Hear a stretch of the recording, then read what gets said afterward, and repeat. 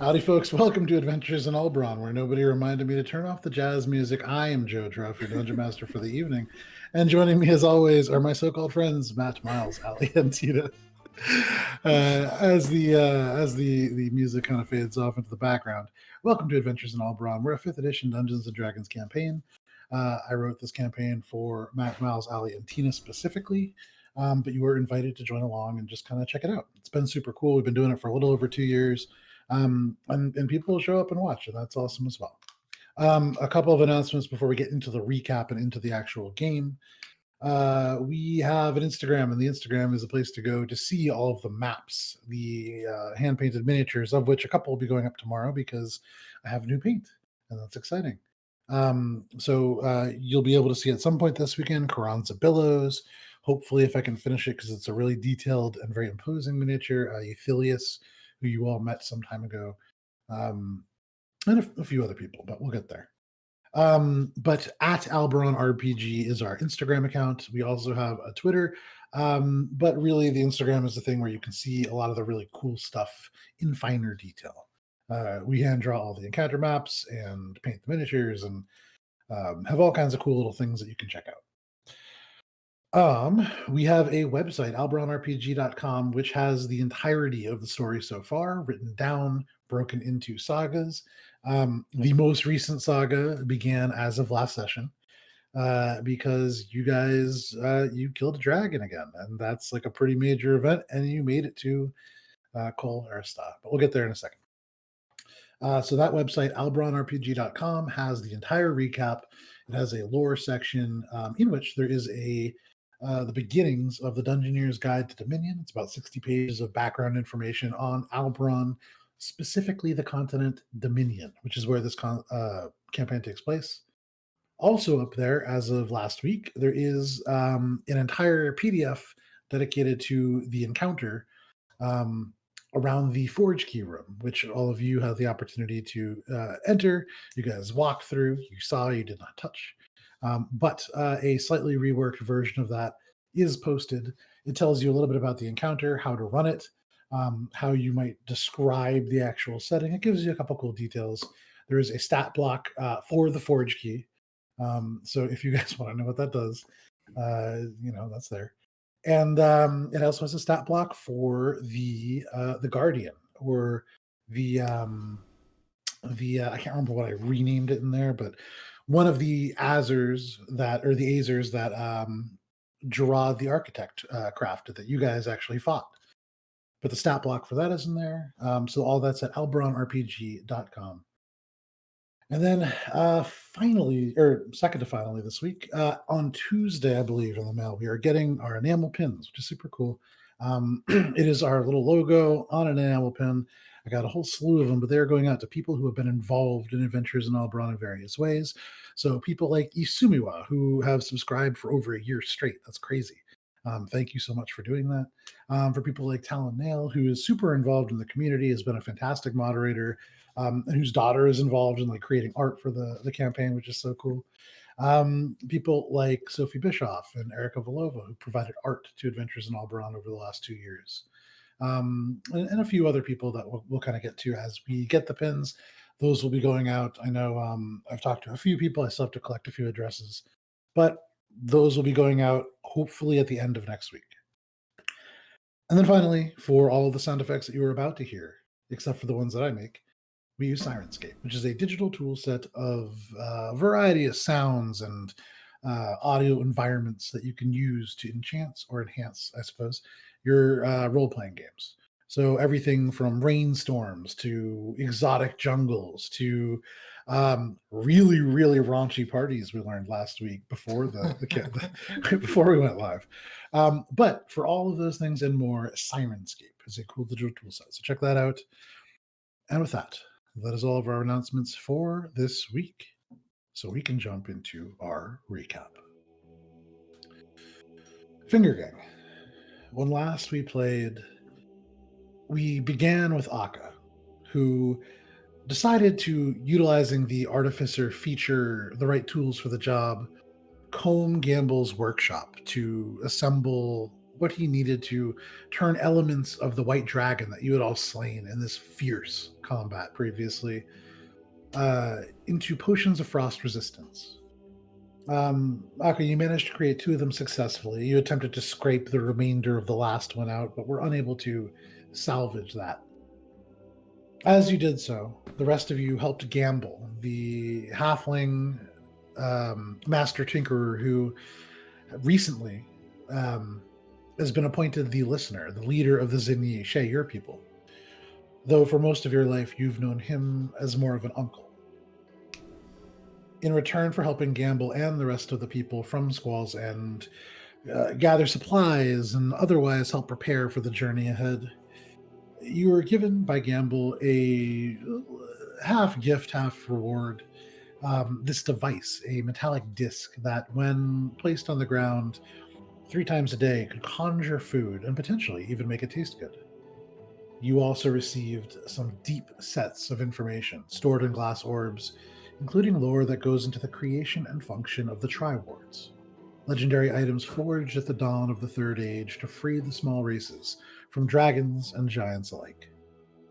You slept, except for Heinrich, and then traveled to Kol Arista, the Cold Forge, this lost citadel of the dwarves. You made your way past a seemingly bricked off gateway by solving the very, very simple riddle across the top. And as the bricks lifted away, you were confronted by a slew of Koltaram refugees, ballistas, crossbows, all pointed at you. They immediately demanded to know, once they decided that you were not dangerous, how you survived the dragon outside. Heinrich, you let them know that you had slain this dragon, and upon producing proof, they had told you that they had fled Kinescale, this purple dragon laying siege to Kol Taram, another dwarven citadel farther to the east. You then told these dwarves that you killed that dragon as well, and it became clear that a pattern was quickly emerging. This group brought you inside, showing you this hallway of heroes, the pillars that rise from floor to ceiling, bracketed by statues of dwarven heroes. They warned you to be cautious in this space, for it seems some kind of defensive magic enables the ancestors of these dwarves to inhabit the halls to defend it once again, should an emergency arise. You were told a little bit of this place, and they informed you that they had managed to get by some of the defenses, but had run into a substantial roadblock. This maze, known as the Drierstun Maze, a wandering labyrinth of shifting walls and dangerous obstacles. Originally, in the design of this city, a guide was supposed to bring you through. The city having been lost over a millennium ago. There is no real active guides. What made this worse was the presence of a frost giant cursed centuries ago to wander these hallways, driven by madness to consume other frost giants until he has eaten enough of his brothers to break this curse and be released. This creature was known as an everlasting one, though as you made your way through the Drierstun maze very successfully, you did not hear the wails of this multi-headed creature. You found a map upon reaching this opening area in the Everbright Ring, the first neighborhood, a large alleyway or kind of an avenue that goes around in a massive circle, hours to transverse around. And you found this map, kind of laying out the basics of this level for you, naming some of the gates, some of the larger sites, such as a memorial to Arista Everbright, or Arista the Heavy Hand, if you've heard her called. The person whom most of this citadel seems to be named after or in honor to. Heinrich, you easily open the doors to this place, one after another, able to lift something meant to be pulled by several dwarves at once. The Belt of Stone Giant Strength again coming in handy. But as you made your way forward, you began to encounter elements of igneous rock, and the heat began to rise. And as you made your way further, you came to a point where an active, or at least open fissure of volcanic activity encompasses most of the space in front of you. As you guys draw closer, you can sense and see there is light beyond. Those of you with dark vision notice first the tinges of gray transitioning into bits of red and yellow, a fire, a natural fire somewhere nearby, but it shifts and moves. This is somewhere around a corner, for in front of you, there are columns of basalt or igneous rock. Maybe you guys don't have Guntir. Some kind of shiny black rock that erupts from the walls and floors, perhaps attributed to whatever it was that ended Cole Aristata.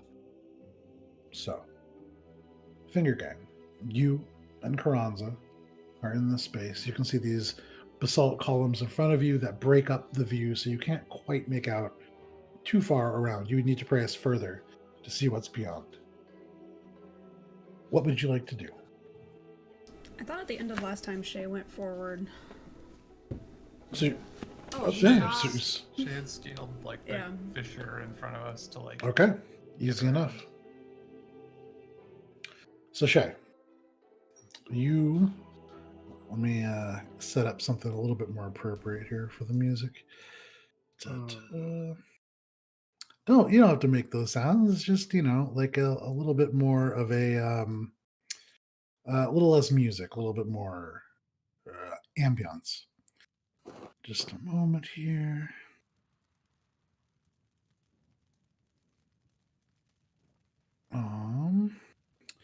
Shay, as you climb this black rock, warm to your touch, it is fairly vertical, but for you, especially as a monk, it's as easy as finding columns that are close enough together for you to leverage yourself up. And it's fairly quick work for you, not even an athletics check. You get to the top and you can see off to your right. There is an intense heat as you get to the summit of this. And looking down, you can see maybe 30, 40 feet. It drops deep into the earth. You see bubbling, oozing magma, just kind of moving, elements drying on top and then being swallowed by the flames underneath. You see, as it happens, these of fire come up. There are elements like pathways of earth that rise above the magma. You'd imagine you could, should you really want to, progress along that path instead. But even from up here, even from above, the heat is intense. Further forward, looking kind of back to the left, you can see there are a few more piles of these volcanic rocks that jut upwards, almost like rectangular columns. You can see one has actually smashed a signpost in half, and part of it lays in the ground, although heavily coated in dust. Off to your left, there's an element of the wall that is caved in, maybe 20 feet long. You actually see the remains of a skeleton kind of sprawled out, half covered. You see elements of table and chairs. It looks like maybe a building that was collapsed in on. From that top point, too, you can see this volcano or volcanic opening, I suppose, only rises up about 15 feet. And so, kind of looking around, you can also see there are these like pillars that seem to be load bearing and support the ceiling. With your passive perception, looking up, you can see there are cracks in the ceiling. This is a load bearing area and it's not terribly stable. Between these pillars, you can see this individual humanoid in shape.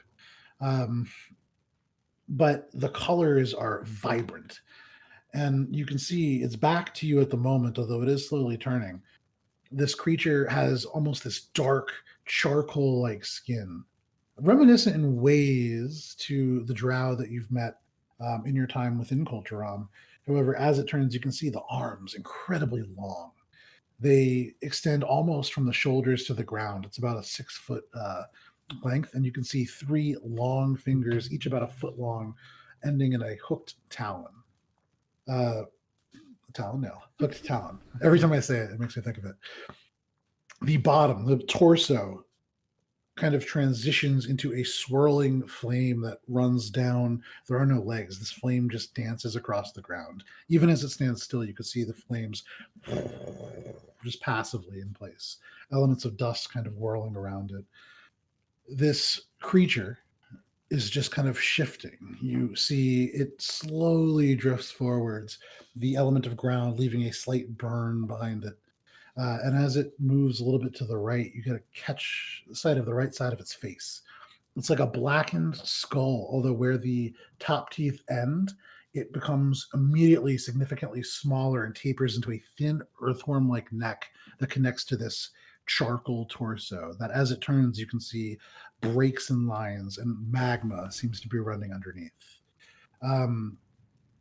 It does not seem to have sensed you yet. And Shay, with your passive perception, you sense and see from the flickers of light in the space, there are more than one, although only one visible at the moment.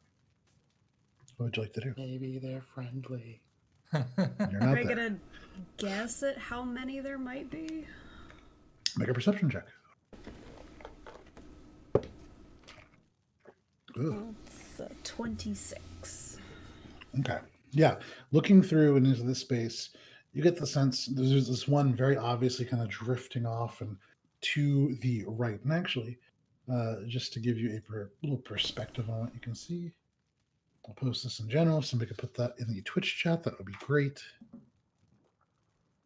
You are currently standing up by the opening of this kind of volcanic thing, which you will see in the northeastern sort of corner before it kind of cross hatches off. Those crosshatch sections are sections that go from floor to ceiling. You can see on the south there is that caved-in section. Around the corner of that caved-in section, you can see flickering firelight. There's certainly at least one more creature over there.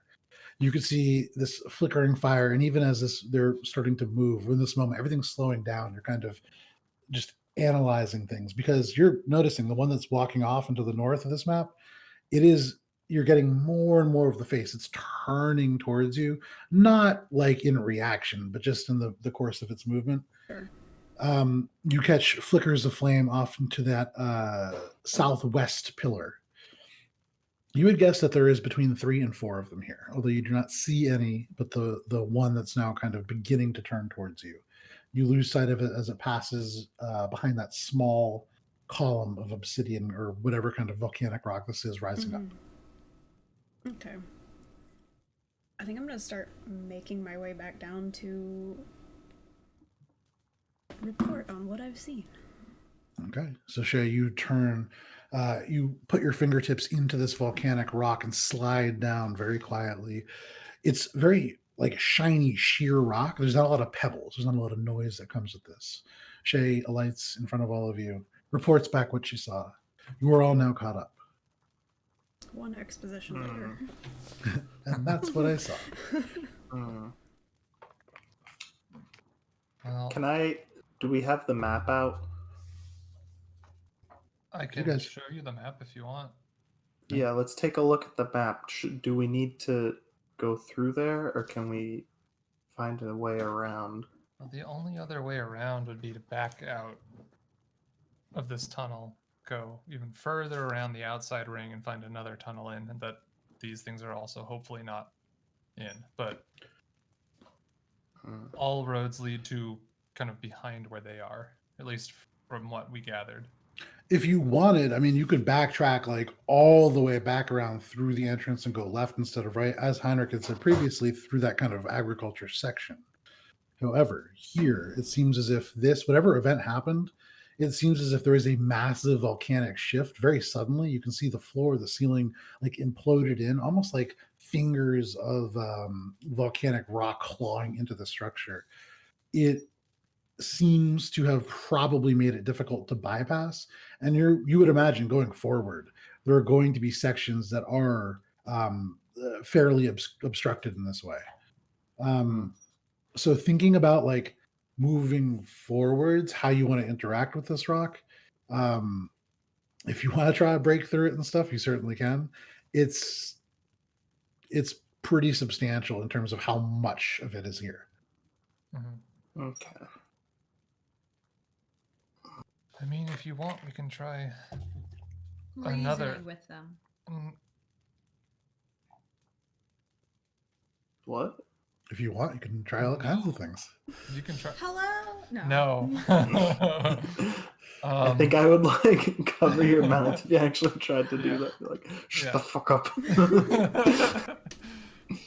Can't you Alright. just like put them out with your water decanter?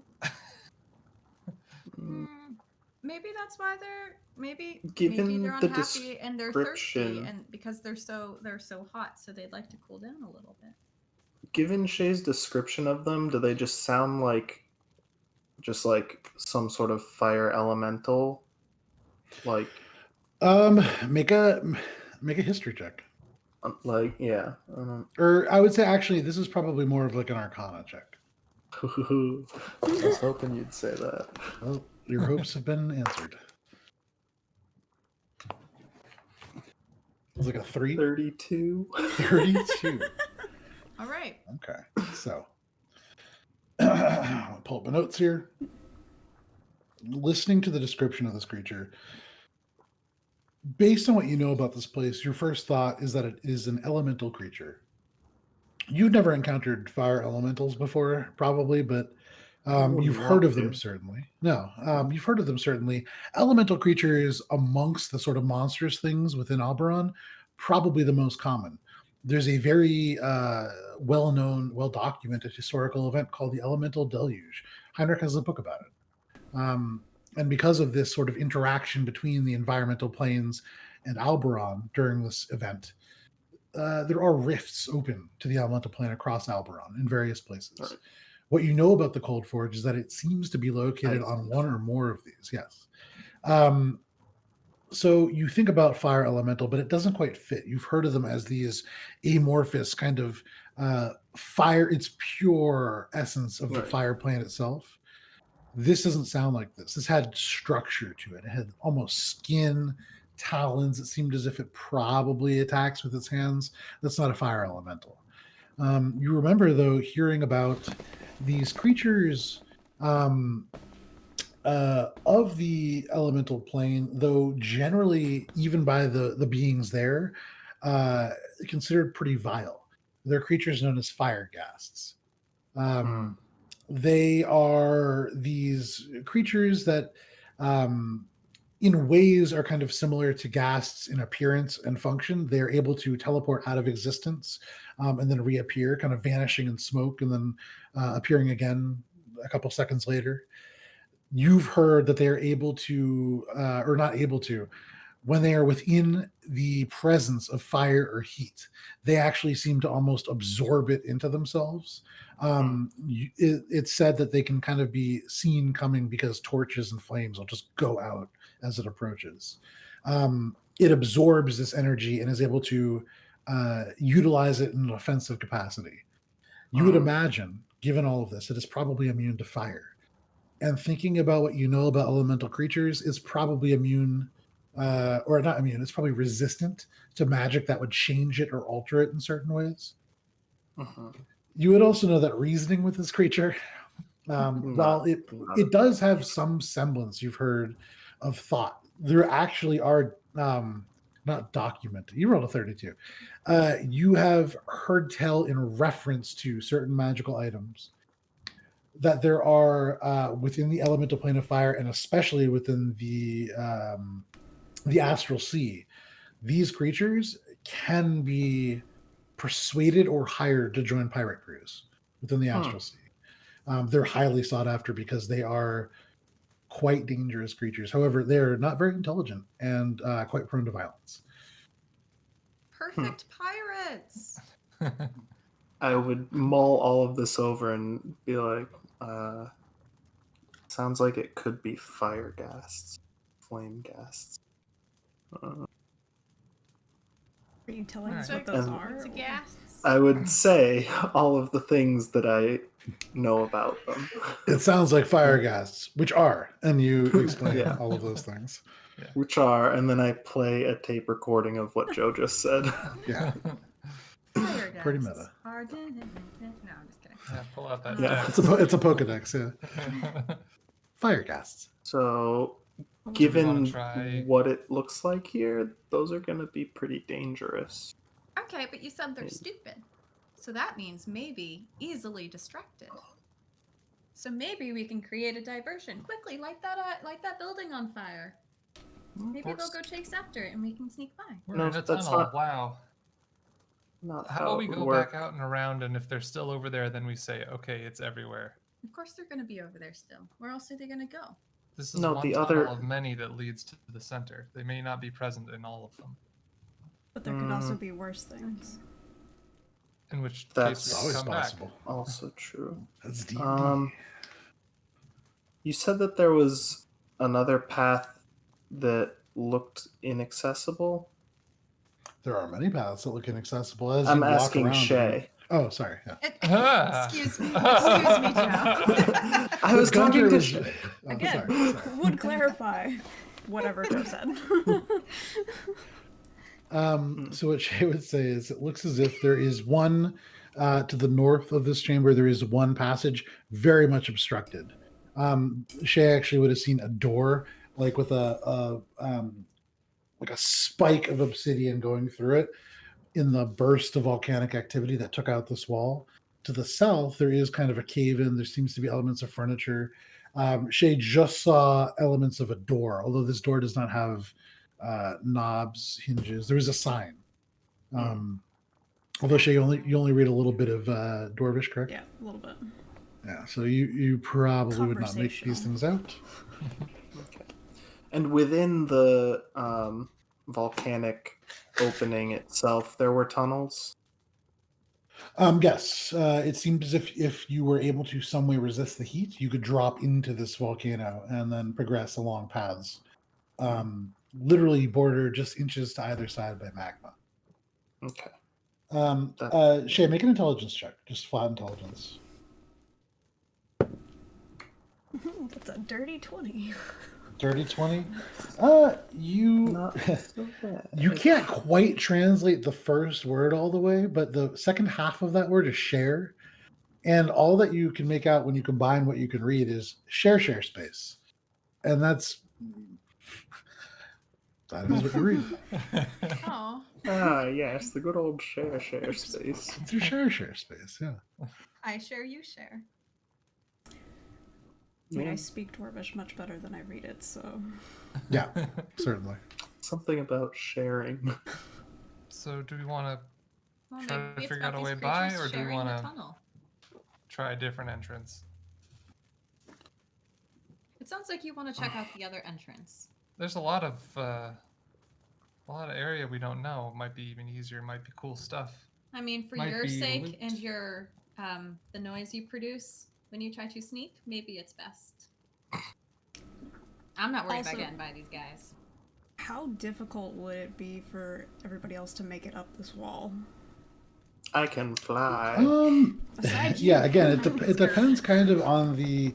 You would imagine everybody here can do it. Heinrich's going to make a load of noise. Mhm. So would Akka if Akka couldn't fly. But yeah, it's Even that stealth Carranza? will be difficult. Looking at Carranza, she's probably going to be pretty quiet. I mean, her dex, you've seen, she is not very dexterous. And so possible that she's not able to physically climb it. Mhm. Yeah. For some reason, I feel like Um, the way she talks speaks for her not being dexterous. I don't know why. She seems very like kind of brawlery. Well, she's very blunt. I don't know what you're Yeah. talking about, you know? Exactly. I feel like blunt and dexterous. don't light as a go feather. together. But Well, that'll yeah, be so my next character then. Is the blunt, dexterous asshole. nice. Yeah, check Love this it. out. I just Well, like if that's the case, ninja why up don't a we wall. just throw you in the ring, fight these guys, and you got your backup, just in case. Just kidding. So Just kidding, Heinrich. That's just the diversion we need. Yeah, right. Ah! Well, what if? No, Hmm. I'm overtired. These are crazy ideas. Yeah, Keep you moving. don't say. Yeah. There is something about the diversion, though. Like, if we Okay. were able to create a large fire, would that draw them toward that yeah, you would space? imagine. I mean, they actively seek out heat. And Shay, I mean, Right. you as you saw it move, anything that it got near that had any kind of elements of fire would like kind of flicker and die down. It is like an endothermic reaction that draws heat out of things nearby. Hmm. It's a sponge. So Heat sponge. Heat sponge. we can try another way, but I feel like we're going to end up having to deal with something. Sure, sure. Because, elemental planes Right. melding into each other. Sure. Like, yeah. So can we, like, We could just create... fight him. We could also just fight him. Could just Pretty fight close them. quarters by the sound of it, by the sound of the description. I'd rather not fight them. And Aka, you rolled a 32 for your check. The item in which you had heard these referenced is this kind of shield. It seemed to be almost like a jeweled beetle pennant that could produce this. It's a Takes like their chitinous meta terms. It's a warlock item, and it's something that is designed to cast this almost like a shell of ice that will protect somebody in case of extreme damage. You heard about this context because this particular item was created to help an agent of a warlock specifically fight fire gas, because when they reached a certain critical level, knowing that when they were destroyed, they would return to the elemental plane of fire, they just blow up. And when they do, any heat that's been stored within them, especially if they've been drawing power in, is released in the immediate area. Thinking a little bit about fighting them in this place, surrounded by lava. These would be like ticking time bombs. Yeah, you would basically be. It's that pardon Legend of Zelda: Ocarina of Running Time through the minefield, just like. It's not so much running through a minefield as at a certain point when you hit it, it's gonna like Minecraft creeper and explode. And already these things are probably immune to fire, so they're not going to be hurting each other, but they will certainly be hurting you. Heinrich a little less. Yeah, so I would rather not fight them, especially given the amount of their element within close proximity. Because Well, go ahead. Why don't we try a different way? Fine, let's look at. we can try a different way, Yeah, and yeah. if not, we Right. have to, think of a plan. Exhaust all other options I first. think I've got yeah. Squawk Box. they're attracted to heat. So if we could make a large source of heat, they could potentially be drawn there. I don't know if that Larger would than- distract them enough, but Carranza pipes could up a at little least- bit of that and says, Aka, when we were back in Squall's... One Whoa. second here. I don't know what that was. You sound like you have high decks. Are you sick? We've been down here for kind of a long time. Sorry about that. So anyways, the thing is, when we were back in Squall's End, you were heating things up with the bit of the breaker and the thing. I would be real careful about having that out. Even not having that out, it's on your person, right? So presumably it's releasing a certain amount of heat, and that's Yeah. They probably love you. Is there a way to which is shield you why or kind of like obscure you in some way? I could turn you into an animal. I don't think that's I would rather going to not. affect the breaker so much. Why don't we try the alternative way and see where that gets us? Yeah, there were like 4 other of these hallways that led. Well, maybe more. One of them was blocked off right at the beginning. So that one's a no. This one's a maybe. Why don't we just keep going and try the other ones? Question Sure. for Carranza. Sure. Sorry. If need be, could you turn us into those things? What'd you call them there, Aka? A heat gas. A heat gas? I don't think so. No, I can mostly just do like animals, strictly speaking, like beasts. And I need to have seen them before. I guess theoretically I could kind of do it if I saw a picture, but kind of like the teleportation thing, it's much better if I have a clear understanding. Okay, noted. Just wanted to know.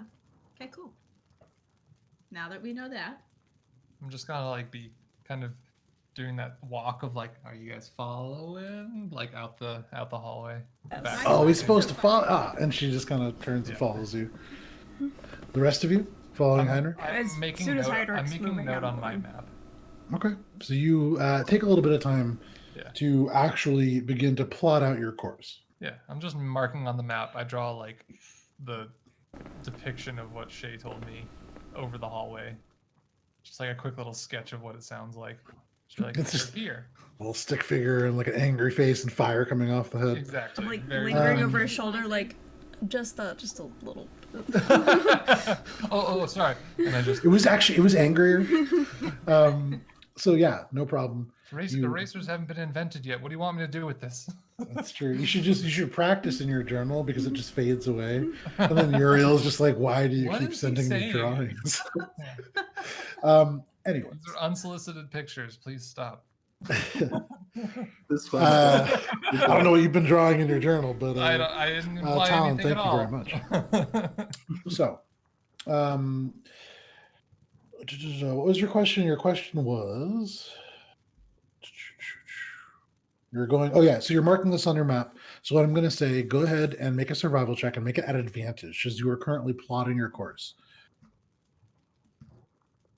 Oh hell yeah! That's an 18. 18, sure. Yeah, and that's with my +2.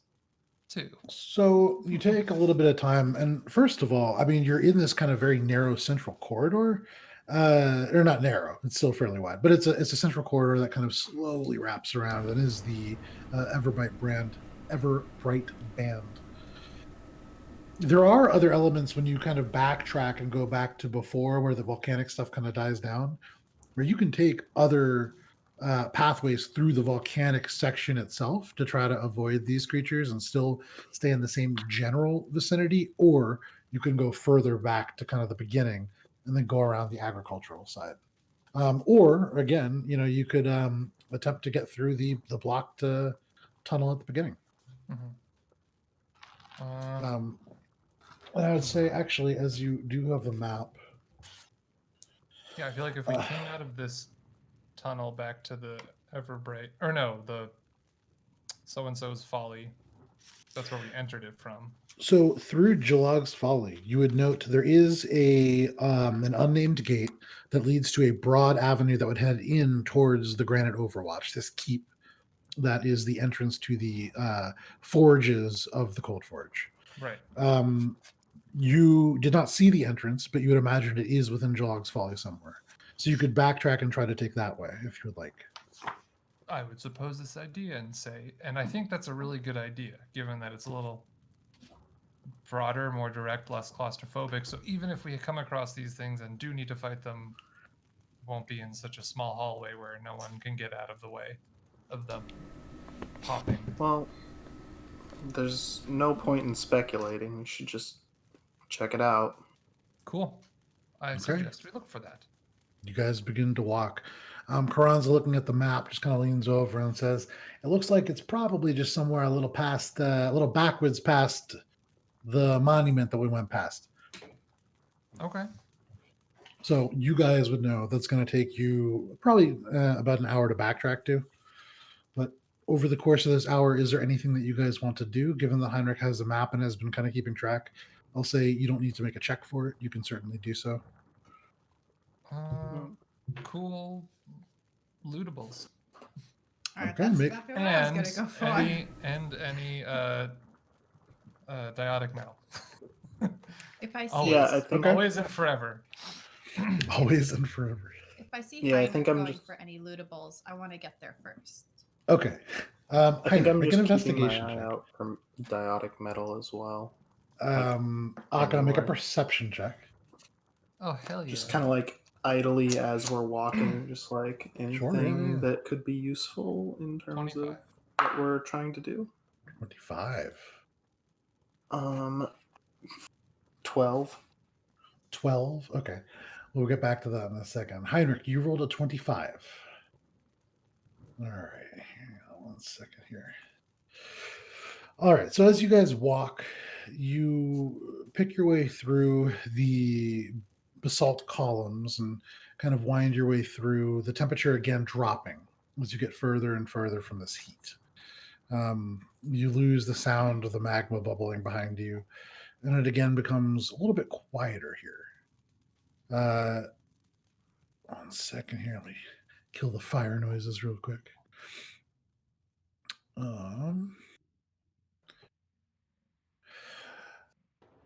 You continue to walk and progress back, finding some familiar sections. And as you enter Jalog's Folly through this gate, which I believe you guys had left open because nobody closed it,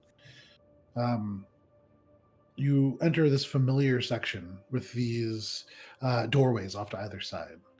Many of them kind of inset archways. You can see decorative elements here and there. And there are dozens of buildings with open doorways. Heinrich, you take some time, and as you walk, you kind of peer in here and there, looking into each doorway. You see scenes of chaos. Whatever happened here happened quickly. There are, in this section, signs of pretty intense heat. And having seen these fire gas, you have a pretty good idea as to what happened there. But you also see elements of things that seem to have been thrown in areas where entire internal sections of a house just shifted into a single corner. And that seems pretty odd to you. But you realize in these rooms where everything's been sort of smashed into a corner, there's nothing burnt. And so finding something probably would happen within these. As you guys progress, Heinrich does take some time. And we'll get back to that in a second. Akka, would you roll 13? 12. Yeah. 12? Okay. You don't see any diadic metal. As you're walking, you can see little decorative elements here and there. There's a lot of sort of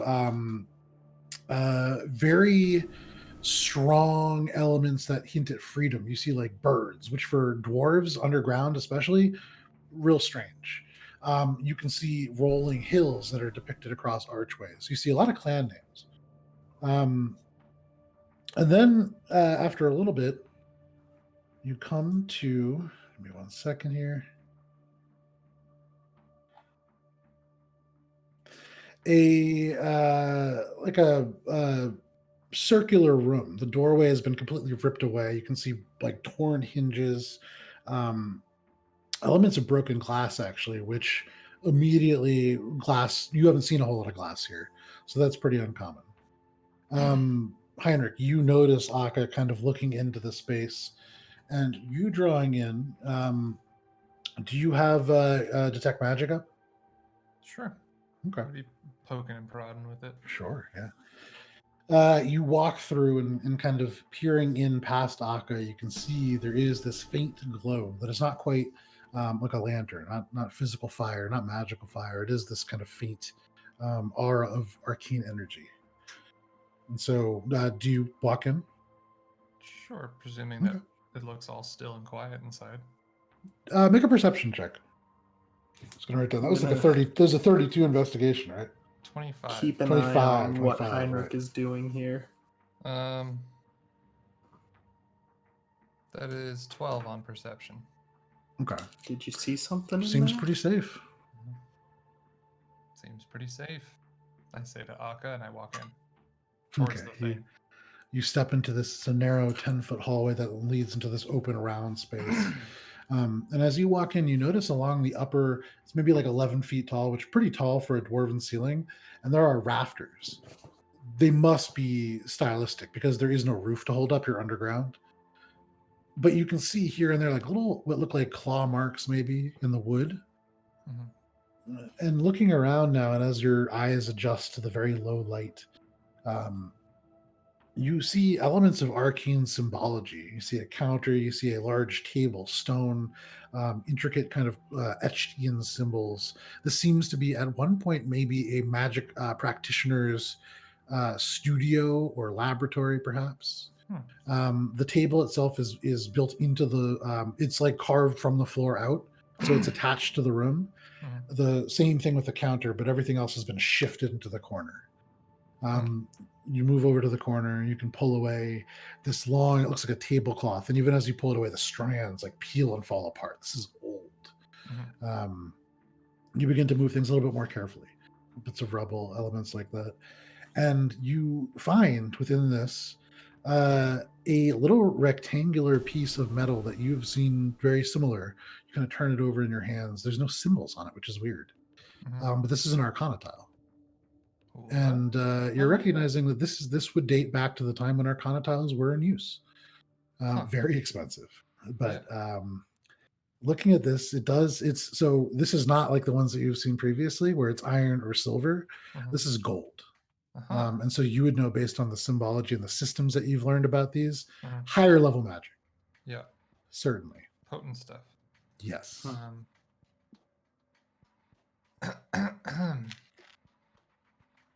Based Anything on my knowledge good? of, yeah, I'm not turning my back yet. I'm gonna try to figure this out first. Okay. Just like, yeah, hold on a sec. I'm just like waving my hand. You just see like over my back. I'm gonna run Based over on and all of creep over my your shoulder. based on all of my symbols collected so far, can I kind of piece together what it may be? So looking at this, kind of turning it over again, there's no symbol on it. Oh, there's no symbol on it. That's right. No. Okay. And I would say Well, even maybe it's as you're trying to like match it up, Yeah. it's so smooth that it doesn't seem unfinished. This seems to have been purposefully like either obscured. Yeah. It's almost like the Filed serial away. number has been filed off. Yeah. Right. And so purposefully, no idea what this does. Okay.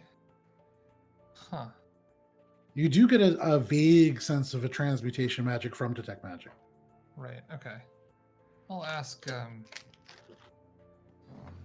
I'll ask my patron about that later. Okay. Uriel. I'm just gonna pocket it or bag it. I have like the sack of tiles in the bag. I'll just like put it Okay. in there. Sure. No problem. You do so. So I'll You can add one. Arcana Tile question marks gold. You know what? I'll just send you. Well, no, because that wouldn't make any sense. Yeah, just write gold Arcana Tile, and then in parentheses, if you wouldn't mind just writing JF next to it for Jalog's Folly, where it was found. Okay. I can also just mark that's where I found it. So I have this cool app. There you go. Okay. Found a You would also find, not necessarily Jalad? Jalog's Folly, Jalog. Jellog. It's a giant name. Yeah. You find, like a bent, warped silver candlestick that is slightly tarnished, but certainly really silver. Mm-hmm. You see that the broken glass comes from a crumbled in, bent over, warped brass and glass grandfather clock. It almost looks like it's covered in moss because of the level of patina that it's accumulated over the years. Mm-hmm. You can see it does have some kind of like complex clockwork stuff. Nothing on the level of like Lightfoot or like you're from a more modern era. There's better machinery around now, but this is at its time probably cutting edge. Mm-hmm. You find little elements of kind of cloth scrap that again kind of crumble in your hand, but that's about it. Little bits of broken glass. Yeah. Not much. Claw marks on the rafters, though. That's not a good sign. All this stuff shifted into a corner. Not a good sign either. Keeps happening in all these rooms. I still don't really get what's going on. Well, Giants versus fire demons versus drowning wave demons. this whole place is built on like a fracture between Yeah. the planes. Just the lack of scorching or mildew in rooms like this, which is weird. It seems like a third party. Yeah, but it's Or not did it like shift? it's not like giants. You got to Is it understand. like You got to understand. Carranza says that the whole thing. You haven't heard the song, so you don't really know the story. But it's the dwarves broke free of the giants, and Aristotle was the one that inspired them to do that. And so they built this place in honor of her, but they'd already defeated the giants. That's past tense giants. So this is more like I don't know. Looks like fire creatures, maybe. Probably similar to the elementals that Well, are hopefully on we the won't other find path.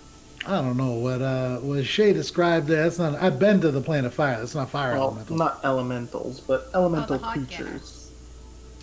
The fire gas. Yeah. Hot gas. The farts. Sure, let's keep moving. You guys continue. I love how some of the first words to be uttered in this room in thousands of years is farts, hot gas. Yeah, it's like the ghosts of the inhabitants of this place. You're like, oh, finally, somebody new. And it's just farts. I wonder what the current events of the world are. Farts. Oh, man. We got the Who finger is so gang. important and wise and worldly that they've journeyed so far into the underground of the remotest remote location of the north? Farts. And Fart Karanza people. belows. Yeah. So you guys continue. As you walk, you end up getting back to the point in Jalag's Folly where on your right or on your left as you're walking back, the monument, that big kind of negative space where this beautiful geometric glass and metal statue of Aristos stand. And as you pass that off to your right, you can see an area where kind of curving away, it's a broader avenue, not the same width as the place that you've been traversing, but probably the direction that you'd want to head to get to this gateway. You turn and begin to move off in this direction. Worth noting, you guys are beginning to get to a point where it's getting a little bit later, you would imagine, as you are getting hungry and tired. You have a couple more hours to go, but something to be mindful of. It is probably drawing closer to late sleep time. evening. Yeah. Hungry sleep time, yeah, of course. Hungry sleep o'clock. So, orb recession. there We've you been go. through Orb this recession, before. yes. So you continue, passing more of these structures. Although, as you near this gate, and you can see it loom up good a couple hundred feet before, because it becomes just a straightaway avenue. The first 30 feet of this avenue lead to this gate, and Heinrich, it's one of the ones that you've opened, very similar. There's no clan title, it's blank. However, you can see here, just 1 second. You can see here, there is a little bit less kind of overall damage. You don't see the elements that have been burned quite as badly. You don't see things kind of build up. This gateway seems to be relatively untouched, and the area near it. Something about that strikes you as kind of odd, and I would say Shay and Akka, what's your passive perception? 17, unless it's on site, and then it's advantaged. But 17. I would say this would be considered sight. There is something about this gateway that is unusually clean for the space that you've been in. You've seen things swept aside, kind of pushed to the corner. This isn't like that. And I would say, Shay, you get the sense looking around instantly. You look over, and there's a floor that is clear, and you get the sense that this has been disturbed much more recently. And it seems as if it's almost been purposefully set up to look the way that it has, as if it's been cleaned and then left kind of bare. As you guys draw near, and Shay, do you point this out? As soon as I notice it, I'm gonna stop and stop everybody and just Okay. kind of point it out in a quiet manner. Howdy, Now, Doss. I think Big, Doss can drink farts. long time throwback. Shay would remember this. Morwen would remember this probably too. Does this look similar to you guys as the tomb of Vera Waith? How Who? everything was super clean, and then that jelly cube dropped down and started eating us. What? I'm just kidding. I Jelly remember. cube? Do you remember? Yeah. That was some time ago. Yeah. Real life, story life, every life. Yeah. Real life, that was 27 months ago. Yeah. That was way before we started streaming. That was session 3. Yep. Yeah. I remember things. Yeah, you do. Well done. But does this strike you and then ergo DM us as familiar in regards to that? Is I it would similarly say- clean, or is it more like swept clean, someone moved stuff themselves? Great callback without even a roll. You kind of thinking about that and remembering this Traumatizing event. this cube Jelly that cube. had burst forth from the hastily mortar and pasteled wall. First of all, you don't see anything like that. You don't see any improvised walls, nothing that looks as if something's been hastily sealed away. Okay. You kind of get down closer to the ground. There are elements of kind of like little bits of rock and stuff. It's not like acid wash clean. Okay.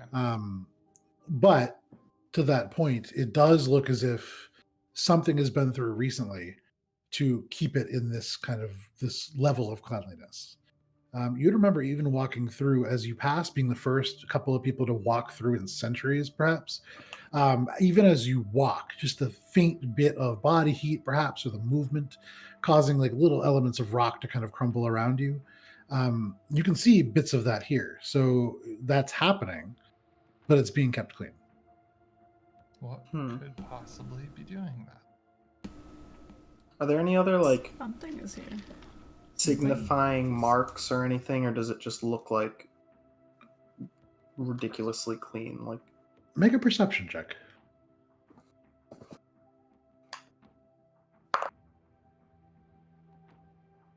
mm, 18.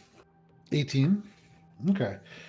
You look around, you don't really see any symbols, although you do notice a weird pattern. Towards the top of this doorway, you can see this almost like an almond shape that has been carved in, and it looks like part of the pattern, but as Shay kind of points out how clean it is, are you willing to get closer to look at this? Carefully, yeah. I don't want to like Okay. step into the range of it, but I'll get close enough to like. So is the range a on the better- door 5 feet, or what do you consider the range of a door? Oh, I mean, I meant within the range of like the clean space. I got you. Okay. So the clean space Like, I don't itself wanna, is like, about step- 15 feet Okay, from the so door. I'd get probably like 15 feet and then try to like Yeah. take a better look. Does anybody have a light source out? I can make one. You don't have to. I mean, most of you can see in the dark. I'm just asking. Aka, is it For difficult? narrative Do reasons. you need more light? Do I need more light? Okay, Can I as s- you look with, Do you as like you how I look did with, that? Do you I'm like just how I trying did to, that? I'm trying to figure out how to describe the scene. As you look in tones of gray, Aka, using your dark vision that you have, you can see as you get closer, there is an abrupt line where things are fairly dirty and fairly clean, and it draws your eyes to the door, and that's when you realize these two almond shapes very much like eyes. That's disconcerting, and you kind of look at these, and from 15 feet away even you can see elements of the rock dust kind of on the bottom. These have been scratched in. They're very cleanly done, but they're scratched in. That's About creepy. 12 feet up. So there are like two eyes 12 feet up above the door. If you imagine the door frame, there on the Yeah. corner, top corner is the door frame. Okay. Mimic door? I don't know how to do that. You just Is that a spell? Like, do they look like eyes that are actually eyes or carvings of eyes? Make a nature check. hold on, Aka. Did you say mimic door out loud? Yeah, I'm like, mimic door? I kind of Having- mutter it to having been myself. The direct target of one crawling through the vents. Does this come across as a mimic door? Could I potentially look for markings? I know it's very difficult because that's their thing. Make a perception but- check. What was Yeah, I why not? You rolling? could try. You had Investigation, asked. or- No, you had asked. If it was natural eyes, Is this a or- mimic door? So yeah, nature check. Well, I'd asked if they were carved or if they were like eyes to a creature. Right. So nature check. Okay. And then Uh-huh. Heinrich, yours 17. 17. I got a 19. Okay. So with a 17, Heinrich, you think back to this mimic that had kind of like dropped down and pulled you up towards it. It's hard to tell because you don't really know how similar they might be. This doesn't seem like that. It's much bigger. The doorway itself is like 15 feet across, and so that would be a massive mimic. Aka, as you look, these certainly seem to be carved into stone. However, I would say you would know enough, and actually I think Heinrich, through experience, you would know enough to know that doesn't matter. These things, like you said, this is what they They can do. mimic whatever they want to look Right. like. Right. They can look So- carved or not. Right. So eyesight maybe not the most reliable way to check. I think what I would do then is I would take another ball bearing and cast a light on it, Okay. and then see if it like follows or tracks or anything if the eyes move, Okay. and try to see if like it's actually sensing, or if they're actually sensing anything, or if there's like Yeah. So you take this ball bearing, just light takes the space, and as you move it back and forth, the shadows of the door frame shift, but the eyes do not seem to. They seem to be carvings of the shape of eyes. all right, I'm gonna Where are they looking? roll the ball bearing towards the door. Okay, so you hear as this thing just begins to roll towards the door. Morwen, to your point, looking around, there's no pupils in these eyes. It's just the almond suggestion of like an eye Okay. outline. Hmm. Akka, this thing rolls over, the light just kind of casting as it does so, just moving through little tiny bits of dust, making long shadows on the floor. It hits the door, ting, kind of rolls a couple inches back and then stops. Okay. I guess I'm gonna cautiously go forward. Okay, you get closer to your bearing. Didn't you say we were getting a little sleepy? You're getting to a point where you're probably going to want to start thinking in the next 2 or 3 hours about resting. Oh, okay. I mean, you can do so now too, of course. Well, I'm just gonna suggest that while we're in this area where there's a bunch of buildings, we can probably find a nice bed. I know it doesn't matter to you. It matters to me. Just saying. I Continue. mean, if this place is as old as it is, chances of finding an intact bed. I have faith. I'll Goldilocks it. Check them all out and then pick my favorite. Oh, Why don't Session we- 76, the IKEA episode. Yeah, 10,000 mattresses later. Mhm. All right. Do I you guys? spent my next 3 hours finding the best bed. This is just like Allie at PAX at the what's it called? Wormwood Wormwood? Yeah. Yes. But if I got it in entirely solid gold, how much would it be? Yeah. I forgot about I found out a lot about that about Wormwood that day. I certainly know. So, you Alright. guys kind of looking at this door, doesn't seem to be anything other than just a door. Yeah, but it seems to be occupied or inhabited, at least just beyond. Do you guys feel like a little respite preemptively before we push on, either through here or go back to the other place, or check out another place? Also, wait, I don't know if this is stupid, but like we assume that this is clearly not like someone brushed this away. Like, is there no tracks No, it's around? possible. Go Can I ahead look and for look. tracks around that are not our own? Yeah, tracks? make I a don't know. survival check. Yeah, oh, that's a great idea.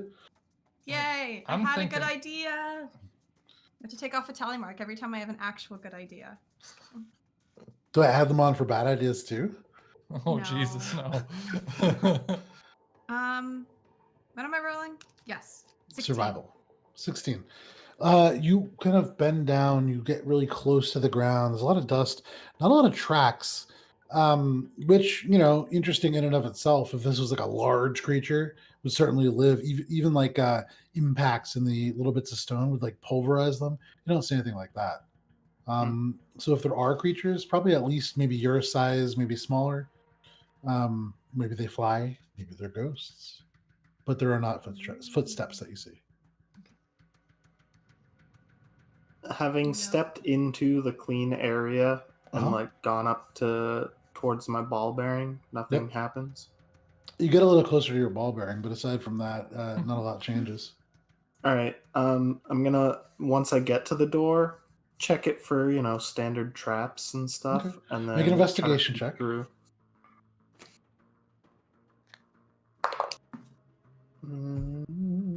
That is 24. Okay.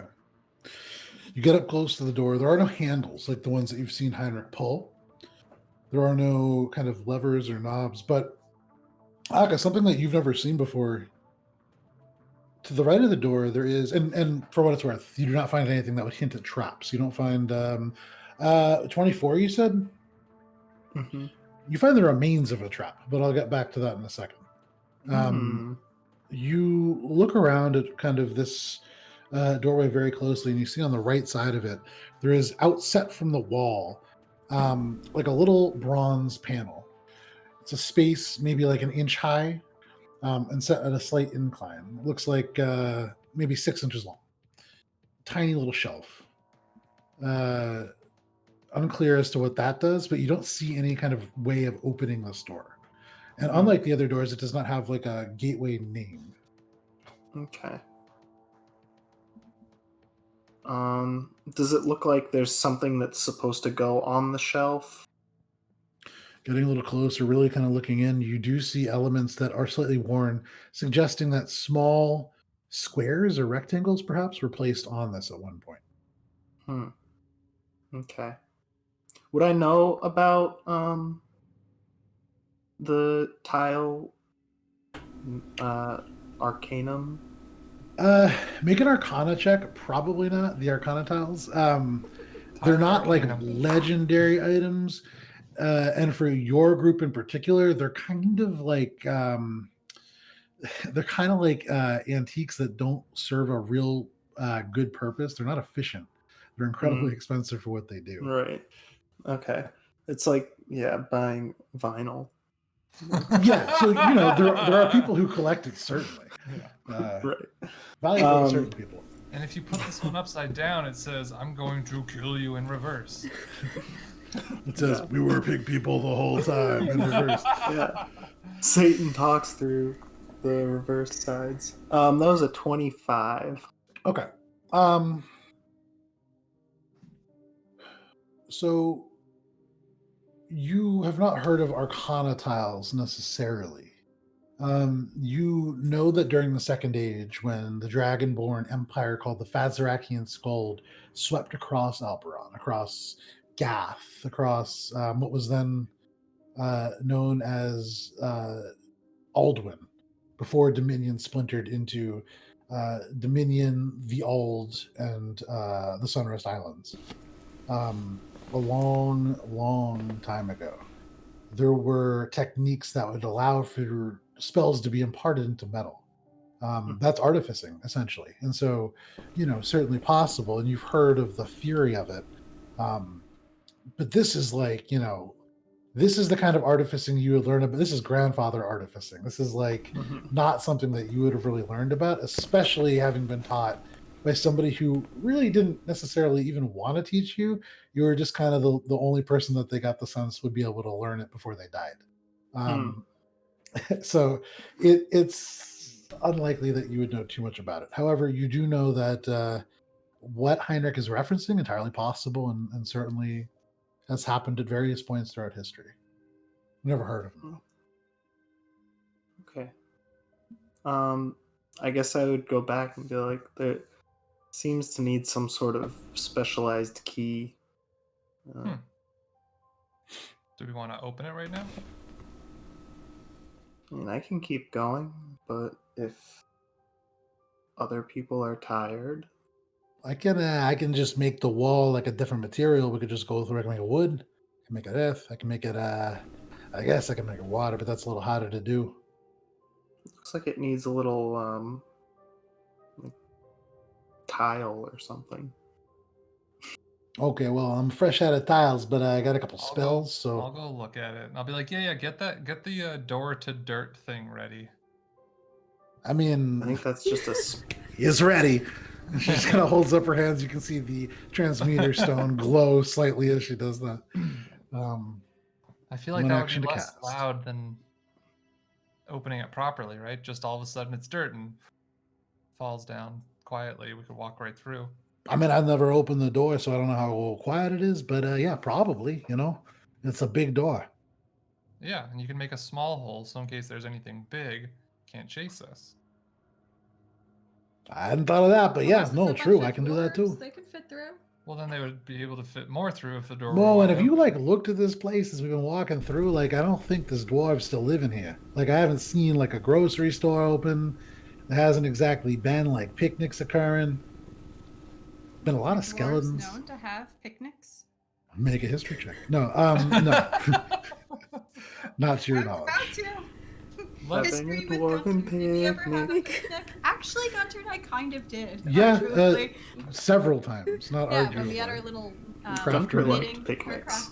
crafting corner. yeah, Guntir's an yeah. oddity. yeah, it's a crafternoon. You guys, come on. Crafter. So very specifically, hill dwarves potentially could have had picnics. The hill dwarf, you guys haven't quite delved into the history of them. Gunter knows a little bit more about it, and you guys maybe are starting to suspect parts of it, but maybe hill dwarves. The rest of the dwarves, you guys know they don't even have windows in their houses beneath the ground. They don't really like the outside. Mm-hmm. Cross, do you want to just dirtify about a big enough spot for us to get through? Just check out the damn door. I'll go do that, but if you do that, because I want to just, Can we just go through the door? Open the door. I'm gonna do what Heinrich said, and I don't she's know how gonna to go open the door, over. just do this. You see the hand go around the transmuter stone, and as she holds out her fingers, the slightly elongated nails kind of seem to shift these little glyphs. The air ripples, and the stone in this space that you indicated, Heinrich, roughly just crumbles into dirt. You see through this wall. You can see Kranz just kind of smiles. Nah, it works every time. I give her Joe learned that from Matt. You can see through this space. There are the walls here are very different. Whereas before they were the sort of natural stone, they take on a polished kind of refractory surface. Aka's still holding the ball bearing with light cast on it. It reflects the light little bits from the wall. It is a clean, polished granite wall. It travels downwards, and looking at the floor, you can see these are intricate pavers carved from stone, geometric tiles that make a very uniform level, almost, but they're like intricately put together bricks that form like big sunburst kind of patterns. There are doorways similar to the sort of ones that you've seen inset off to either side. These are not quite damaged the way that the other ones have been. You don't see doors smashed in. You don't see burns. You do see a few that do just sit ajar. They seem to be of a higher quality. The doors here, a little bit more intricate. You can see carvings across most of the archways. There are little places where banners at some point probably hung, although you'd imagine they have rotted long ago. As you enter this place, you also smell the smell of stale fire. Like old, long ago, there may have been some kind of a fire in this place. But now it's just kind of like cold ash. But despite this, as your eyes adjust in the little bit of light that you see from Aka's ball bearing, you see here and there little flecks of snow. It is colder in these hallways, and it has been for some time. Shay, for you, almost welcoming. Though you are still underground and still in these tunnels, at least it is a familiar kind of cold that rolls out across. You can see, I would say, are you guys going through? I'm gonna start walking through, cautiously. I'll I take won't up be the first one. Yeah, I can take up the rear quietly. Okay, so marching order. We have Heinrich in the back. I think I'd follow right behind Akka. Okay. We have Aka and Shay. Yeah, I guess I'll take the lead. I would pocket the ball bearing as well. Okay. Or like As the you ball know, bearing goes into your make the pocket, light suddenly go out. the darkness kind of takes over where the light was. Was it Kranz is completely going to dark? go. Yeah. So right now, I have Aka, Shay, Morwen, Carranza, Heinrich. Okay. Nod, technically. Well, no, it's away since we've yeah. been underground. I don't. No, the today. You are. Oof. Wow, that's a good one. Good enough for a tally. Yeah. High You score. walk through, having to duck Heinrich, you especially, through this narrow passage, but you do feel almost more secure in that, knowing something large won't be able to follow you past. You walk through, and on your left, watch as the metal of the door kind of passes, and you enter into this beautifully carved space. You can see it progresses 60 feet and then becomes darkness as your dark vision kind of fades. It is a straight hallway, straight shot down. Here and there are these kind of pillars similar to the ones that you saw in the Hallway of Heroes that are support columns down this main avenue. That seems to be mostly all that breaks up this continuous space. Seeing these beautiful floors that seem to make these like bursting patterns of shapes, probably meant to almost showcase those in the doorways. What do you guys want to do? Do you want to just continue down this way? Is there anything that you guys are looking for or wanting to do as you move forward? This might be an important place where they may store some good stuff like diotic metal. Yeah, I think I'm just still For idly looking for danger. diotic metal wherever we go. Stuff Okay. for potentially reforging. Looking Okay. for danger. Looking for danger. Okay, make a perception check, the two of you. Oh, excuse me. I'd be More- peeking through doors looking for stuff too, but the ones that weren't being checked up front, basically. Okay. Okay. So Heinrich, make an investigation check. Morwen, are you doing anything? Yeah, I'll probably be looking for loot as per usual. Make an investigation check as well. Aka, you were leading the group. What was your perception check? 26. 26. Okay. So you guys begin to walk, fanning out loosely, still staying together, but kind of looking into doorways as you pass. The 26, Aka. The first thing that you come across, you walk for maybe 10 minutes. And as you do so, little bits of snow kind of falling around the periphery of your vision. Here and there, your feet, your boots, as they step into the ground, they skid a little bit on the rock. There's ice here and there. It is quite cold. And you can smell this ever-present, and it kind of fades to the back of your senses because it's so present, but it is this kind of smoky smell. You continue to walk for about those 10 minutes, and then you come upon one of these pillars with something leaning against it. As your dark vision comes into range, you see this bag appear. It looks like it have a strap that goes over, like a messenger bag kind of bag. Although it seems to be made of like patchwork leather, seems to be definitely handmade and probably not by somebody who makes bags for a living. This was made out of necessity, really rough, poor quality. Kind of just leaning up against this support pillar. No like skeleton nearby it or anything. It's Not just that you can see. There is about 5 feet forward and then 15 feet to the right where the wall of this hall is. There is a doorway. That's the nearest door. It's shut. It's old wood, and you can see kind of framed with these brass fixtures that form. They look almost like crowns on either corner to create hinges.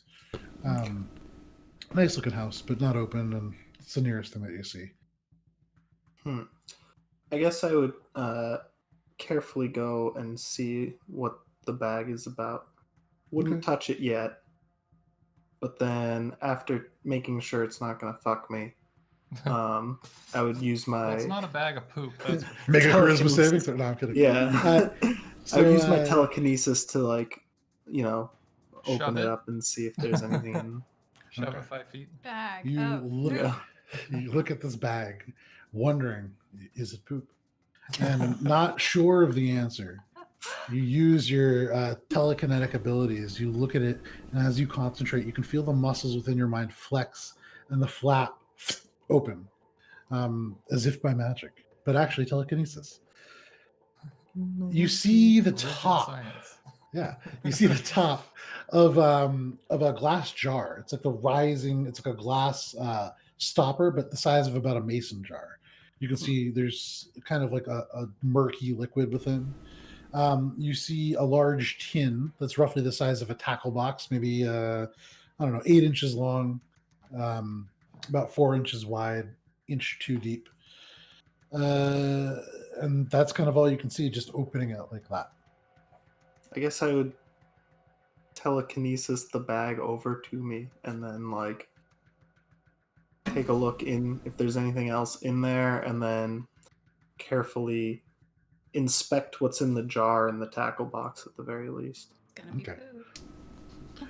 As you pull the poop towards you, as you pull this bag towards you, you see the material stretch towards the bottom as if caught on something, and then kind of pull free, and you see this little puff behind it. You would imagine probably good that you pulled it away. As the bag clears whatever it was, you see a little, what looks like a paper packet torn in half. A little bit of powder settling onto the ground nearby. But you pull the bag away, no problem. Cool. Probably would have been poison. You would I have don't got know. Morwen. Yeah. You look into this bag now settled at your feet.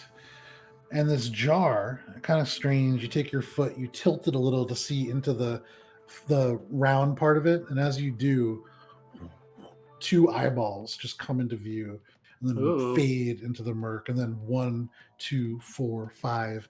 And as you kind of like draw away and the jar kind of comes to settle on the stone, dozens of eyeballs, maybe 24 in all, just kind of in this murky, dark gray liquid that has definitely like gelatinous shapes that kind of move within it as you shift it Oh, around. it's aspic. Yes, very similar to aspic. Okay, and then after regaining my composure, I guess I would check if there's other creepies in the tackle box or any Okay. other bag items. So it's not a tackle box per se, but roughly Well, the size of one in a the- similar shape. yeah. You pull that out. You're opening it With my mind. with your mind. Okay. Yeah. You focus with your mind. For those of you watching Aka, you can see like the vein along the temples pulse slightly, and you hear as it catches. It seems to be locked, latched. With your telekinetic powers, you search across, almost like invisible fingers moving along this box. You don't feel a lock, but you feel kind of a place where a key would go, and you would imagine it would generally require a key. Okay. And No kind key in the bag. Oh. not that you can find, but turning the box around, you do see there is a small keyhole, less than an inch tall, very small. I found a jar of eyeballs. Ah, cool. I want it. It's all yours. Oh, I didn't even think about this. Morwen, you step forwards, kind of like, looking through stuff. You see this commotion. You go over this jar of eyeballs. You'll see at your feet. Yay! Frank It will love is- these. Yeah, it's a large. It looks almost like a pickle jar in terms of its size, and it has a glass stopper that has a slightly domed top. Holding the stopper in place, there's almost like a sticker. It's like a piece of paper that stretches over and kind of keeps it. It's almost like it's been taped on. And as Aka steps away from it, you can see there's at least a dozen eyeballs in there, different colors, different relative sort of levels of freshness. What kind of eyeball? Like, can I tell, like, from what creature? You're gonna like really kind of like shake it around, look at it, and like try to Wait, figure I gotta out. take out Frank so he can Magic shop for which color 8-ball. he'd like to rock today. Like, So- like contacts, kind of. Colored contacts Yeah. for. You can see Gonna take Carranza Frank. like turn her Frank, head look at and him. look. You're gonna be looking sexy. Morwen's tail disappears into her bag, and Frank emerges, the tail going through the eye hole of this kind of old skull. I Morwen, you think take this. at that Akka would just kind of like Yeah, Akka, have you met about Frank? face with the. I don't want to. It's like about face with the Tackle not box. tackle box, and like try to like start picking it just to be Okay. like, oh god, get me out of here. So you abruptly turn away from whatever kind of necromantic stuff is going on with Morwen. Morwen, you pick up this thing. Make a nature check. It's a bunch of eyeballs. 17. 17 eyeballs. 17 Incidentally, eyeballs. the number of You- eyeballs. You shake this jar. Kind of settles in with this awful sound. As it does, you see humanoid eyeballs roll by. You see shades of brown, light tan, yellowish, they're all kind of in that spectrum. There doesn't seem to be a uniting theme necessarily. They're not all human. They're not all anything like that. You do see strange pupils like that of a goat. It's just a collection of different yellow, brown, gold eyeballs. Love it. Yeah. Aka, make a lockpicking check if you take out your tools and you attempt to pick this lock. Oh yeah, I do. Yeah, do it. Does that happen at the same time? I'm checking out my eyeballs. Yeah, Lock you're like picking swishing this thing or- around. Aka's like, oh god, turns around. And Thieves' begins to tools work is on sleight this. of hand. Yes, Yeah. sleight of hand. Yeah, 23. 23. You insert the lockpick and begin to work on this, like having just turned around to avoid witnessing whatever's happening. You see a jar of eyeballs and a skull, and that's I just a little weird hear for you. behind me like a. Yeah. And though your mind might be able to paint darker images, you're not really sure that it can, and so you're going to risk it. You focus on this tackle box that is not a tackle box. You begin to manipulate your various tools, the torsion wrench, the pick. You feel through. This is a deep lock for how small it is. It's complicated, and over the course of the next couple of minutes, as Morwen shops for eyeballs, you are unable to pick this lock. You feel the pick get in. You feel it like finding purchase. You're close. Can't quite get there. This makes me think that there's something of value, particularly valuable value You're very close. in this. Oh, so close that I'm going to use my flash of genius to make it 20 whatever plus 5. So Aka, you get so 28. close. You can hear Mormon swishing this around. You just kind of hear all this activity in the background. For a moment, you just block it out. You have to like stop, shut your eyes, kind of block out this horrible squelching that's happening behind you.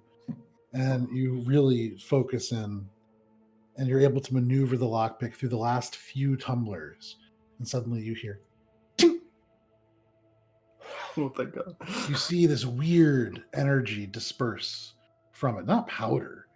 And you don't feel it touch you, don't see it touch you. Just this weird, almost in this brief instant with a passive of 17. It's like the faintest visage of a face that just flashed up in front of you before. Gone so quick, it's almost as if your mind superimposed it into random patterns. But it sets you on edge for sure. Do you open this box? That just happened. Yeah, that's why I said it. Right. JK. No, No, wake up in a town for immediately, level like, 3. For no Immediately, reason. I'm Oh, like, sorry. I oh, thought you were talking fuck. about the eyeballs. Am I? still. Did I just get another curse? Wait, this is Kobe Quest 2? So you do not sense that this is a curse. However, I would say given your nature as an arcane user, this seems to be magical in some way, certainly.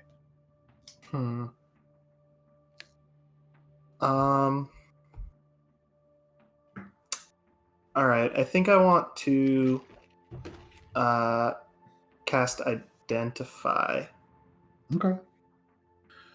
Yeah. Mark off that spell. You cast Identify on this box. I guess I'm gonna like peek open the lid and like if there's a thing in that to identify. There are several things. So as you open this, Oh, you kind of okay. peek in. Your eye is met by another gaze. More eyeballs, although each tucked into a Ugh. specific compartment, and each seems to be encased in glass. But as you look at it, not glass, this is crystal. Perfectly square crystals, maybe cut, maybe formed unnaturally. But each one contains an eyeball. You can see there are 5 eyes within. They all are of a shade of gold. Some, 2 of them seem to be, or 3 of them seem to be quite small. Very, very small.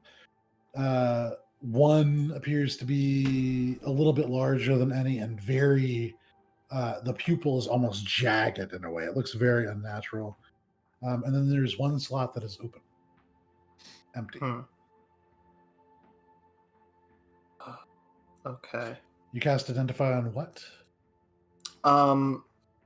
So I guess, are the eyeballs all such that, like, touching one of them, also not touching the eyeballs because they're covered in crystal, right? I don't want to touch an eyeball. Yes, so they seem encased in perfect blocks of crystal. These are like designed to like perfectly fit these spaces. Okay. I suppose I would touch the largest one to Okay. cast Identify. This jagged looking pupil. You touch it. So worth noting, you touch the crystal itself, not the eye. And in that way, you do learn that the crystal is magic. This is a magically imbued item. You learn the properties. So this is specifically a spell meant to protect these things and kind of seal them away. You look at these Okay. eyeballs; they have not degraded in any way. Okay. It's not a specific spell. So interestingly, you don't learn that this is like a spell that is within the kind of known fields. There is something vaguely, and you especially kind of familiar with this. There is a psionic component to what's going on here, not pure magic, but there is certainly magic. It's a blend of the two, which you've never heard of. I would say these were not created by a spell, but the crystals were. Okay.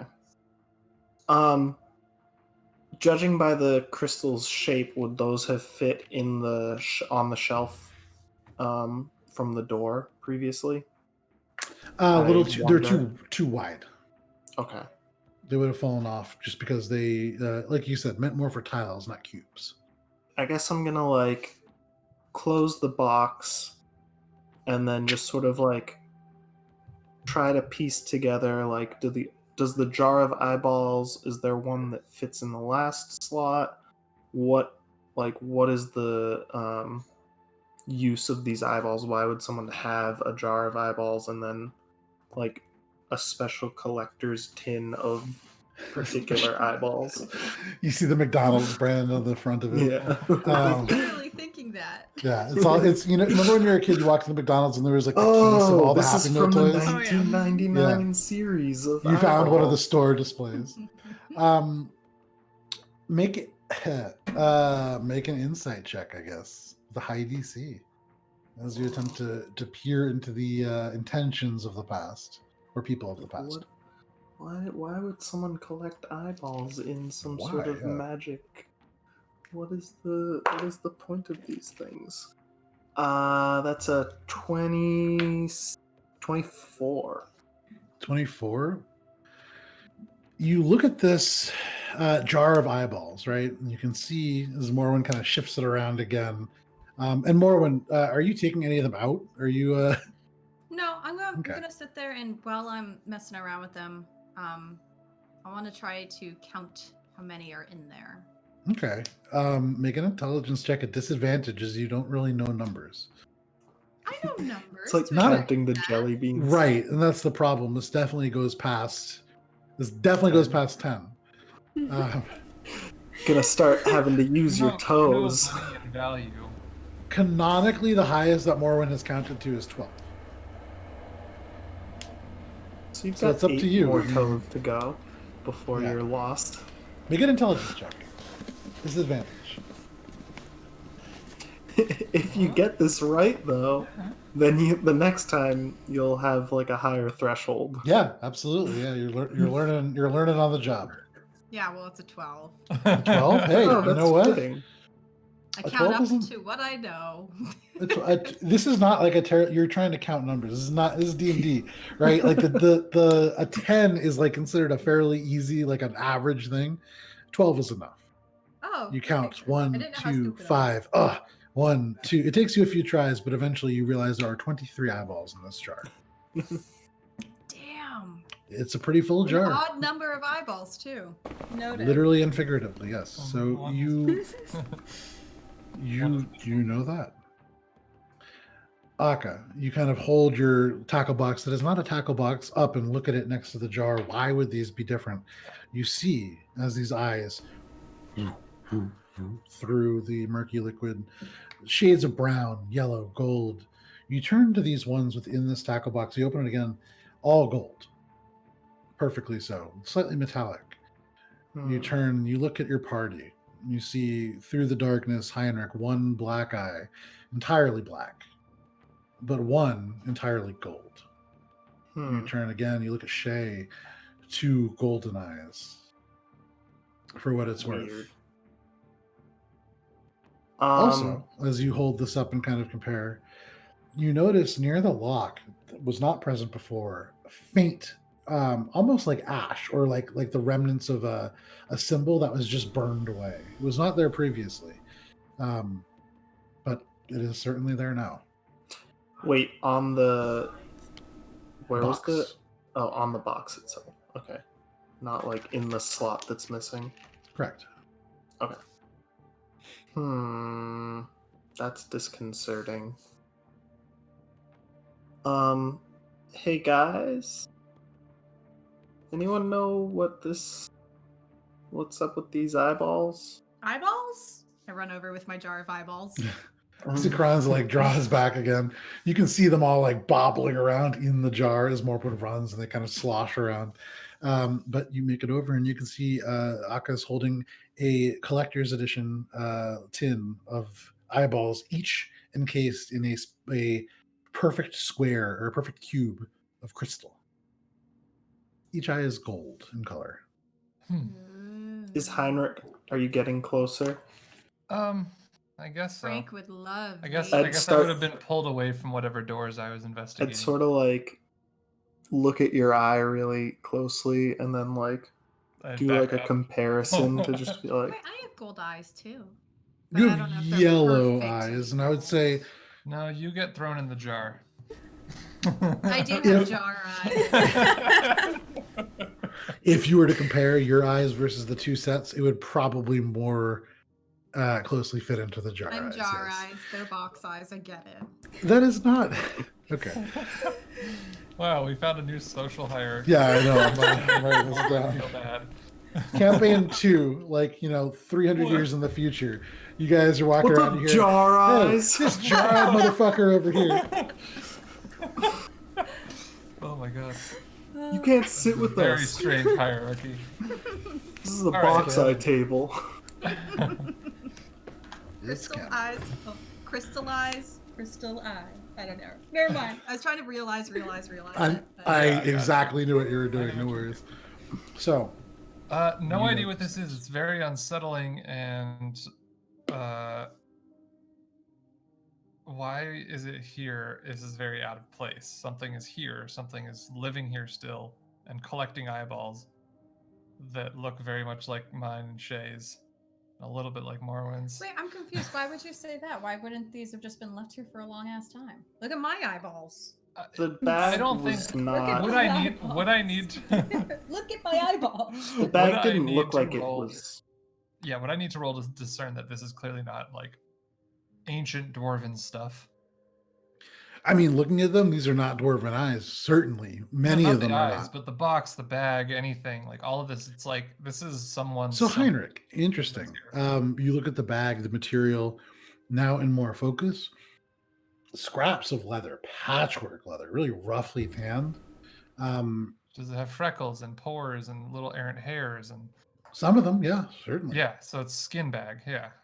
It seems to be. And Oh. as you really begin to kind of look at it, in Skin bag. well, technically, yeah, but in Aka's hand, you can see, certainly there are patches that have freckles. You even see like the curvature of what was once maybe like a nose. Yeah, certainly. You know what? I don't feel too bad about having jar eyes now because I'm not the one being hunted. Just saying. Yeah. This is I'm Wisconsin William, cousin to Buffalo Bill.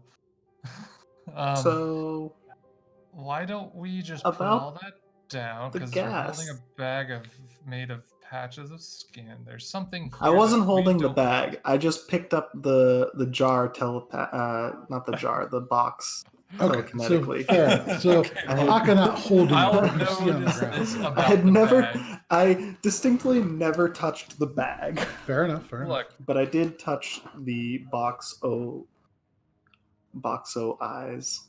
Oh, Collector's that's not what edition. I was. Okay. yeah, not alliteration. Okay. This seems weird and wrong, and someone is a weirdly fastidious cleaner and also likes to collect eyes and make bags and other things out of skin. Have Are we in Well, the speaking of eyes, terrain weren't of there a eyes on the subter- door? Is that like a thing here? Is that this creature's mark of its territory? Is it sentient? Probably.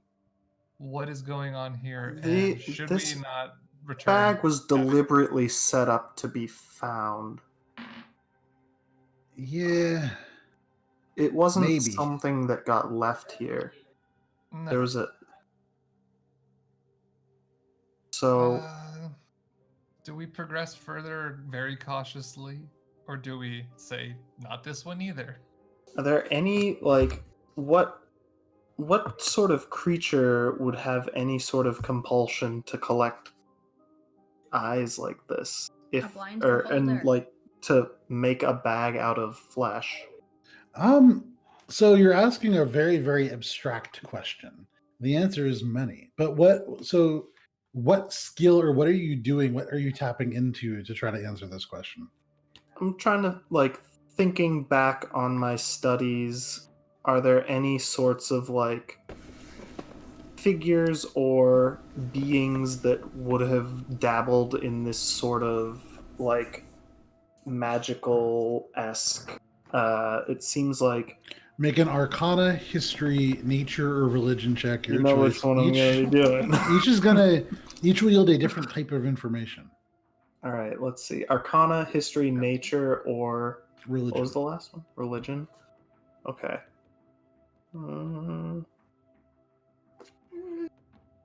Yeah, I'm gonna do Arcana. Do I see the symbol on the Oh no, this wouldn't matter. That's a 31. A 31 for Arcana. Yes. You think about it, and yeah, creatures come up. You think about beholders, gazers, other things within that kind of far realm spectrum. But this doesn't really seem like that. And you've heard of beholders. One has not been seen on Alberon So why would they need in bags? recorded history. And also, beholders don't have shoulders. So yeah, that would be weird. You look at the bag, it is relatively small, so probably sized for a humanoid or dwarf or halfling, something on the smaller side. And then you begin to think about, so if not like a creature that's obsessed with it, what would you need eyes for? There are, the Dungannon Antiquities Collective really focuses on items, but there are a number of items that have been created through occult practices, through ancient formulas that predate Mistra's magic being brought into the world. These things brought from the far realm sometimes, with things like beholders, brought from the divine planes and from infernal sources as well.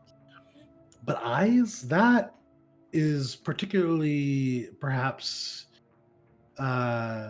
fiendish in nature, and you begin to get the sense that this is maybe components being collected for a powerful spell. Something that requires specifically perhaps 6 golden eyes. The more specific the reagents that are required, the more powerful a spell tends to be. And so you would imagine this is a ritual of some kind. So why would somebody leave that here? That kind of begs the question. And that's one that's a lot harder to answer. All right. But these seem to be components for a spell. Okay. Whatever left these here was trying to do some crazy magic. Probably not good kind. In our best interest to destroy it, then. I mean, Can I? not.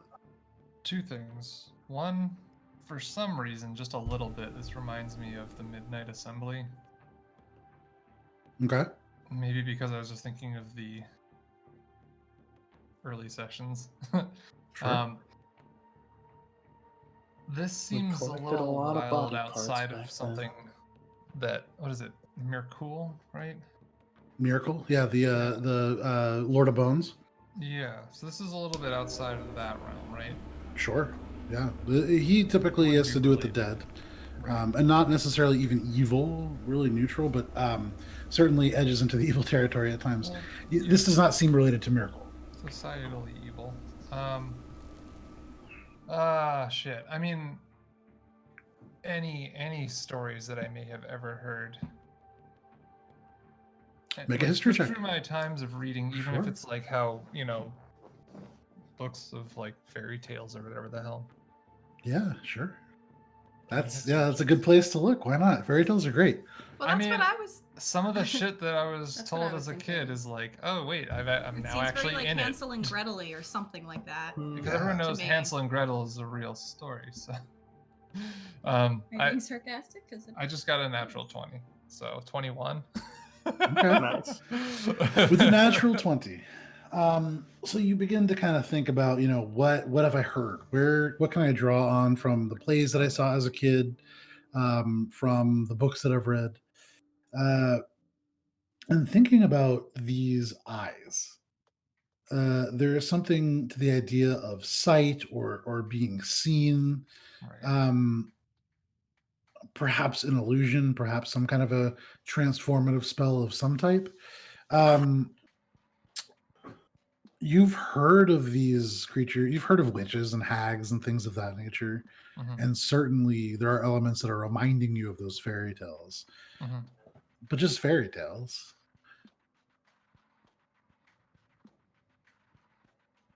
Hmm. Yeah, I mean, what would they be doing down here? How would they have gotten here? Sure. Yeah. I mean, and As far as again, we know, the only fairy tales. yeah. Well, also as far as we know, correct me if I'm wrong. The only overlaps to other planes that exist here are fire and what is it, water or ice? Ice. Ice, as Ice. far as you know, yes. And that's from the elemental deluge. There are Right. other planes that exist outside of those. I don't know so much how much Heinrich would know about them, but Not a lot, but yeah. And also so, around here, definitively the only yes, these have happened here are fire Yes. and ice. So if it is something related to that, it's that doesn't even make sense at all either. correct. So maybe it's some I sort would of ice probably- wizard. Also mention Perhaps. there's some psionic properties. So something's really smart making these, and that's not. And that, with a natural 20, Heinrich, does ring a bell. Uh-huh. You heard tales, and I would say actually you heard them pretty recently to the beginning of the campaign, as dwarves fled Kulturam, when Kindscale originally kind of came into being and began to or even before Kindscale, when the predecessors to Kindscale, these sort of monsters began fleeing her awakening with the coming of Aurelian Star. There's a lot of dwarves showing up in Port Quinn, in your hometown. Yeah. And so in the various bars, in the Cold Harp, in your home bar, Mhm. you would have heard, now your bar, My although you've bar. not been in some time, to discover your tiny little hideout that you had installed. And never visited since. Never visit again. It's so fun.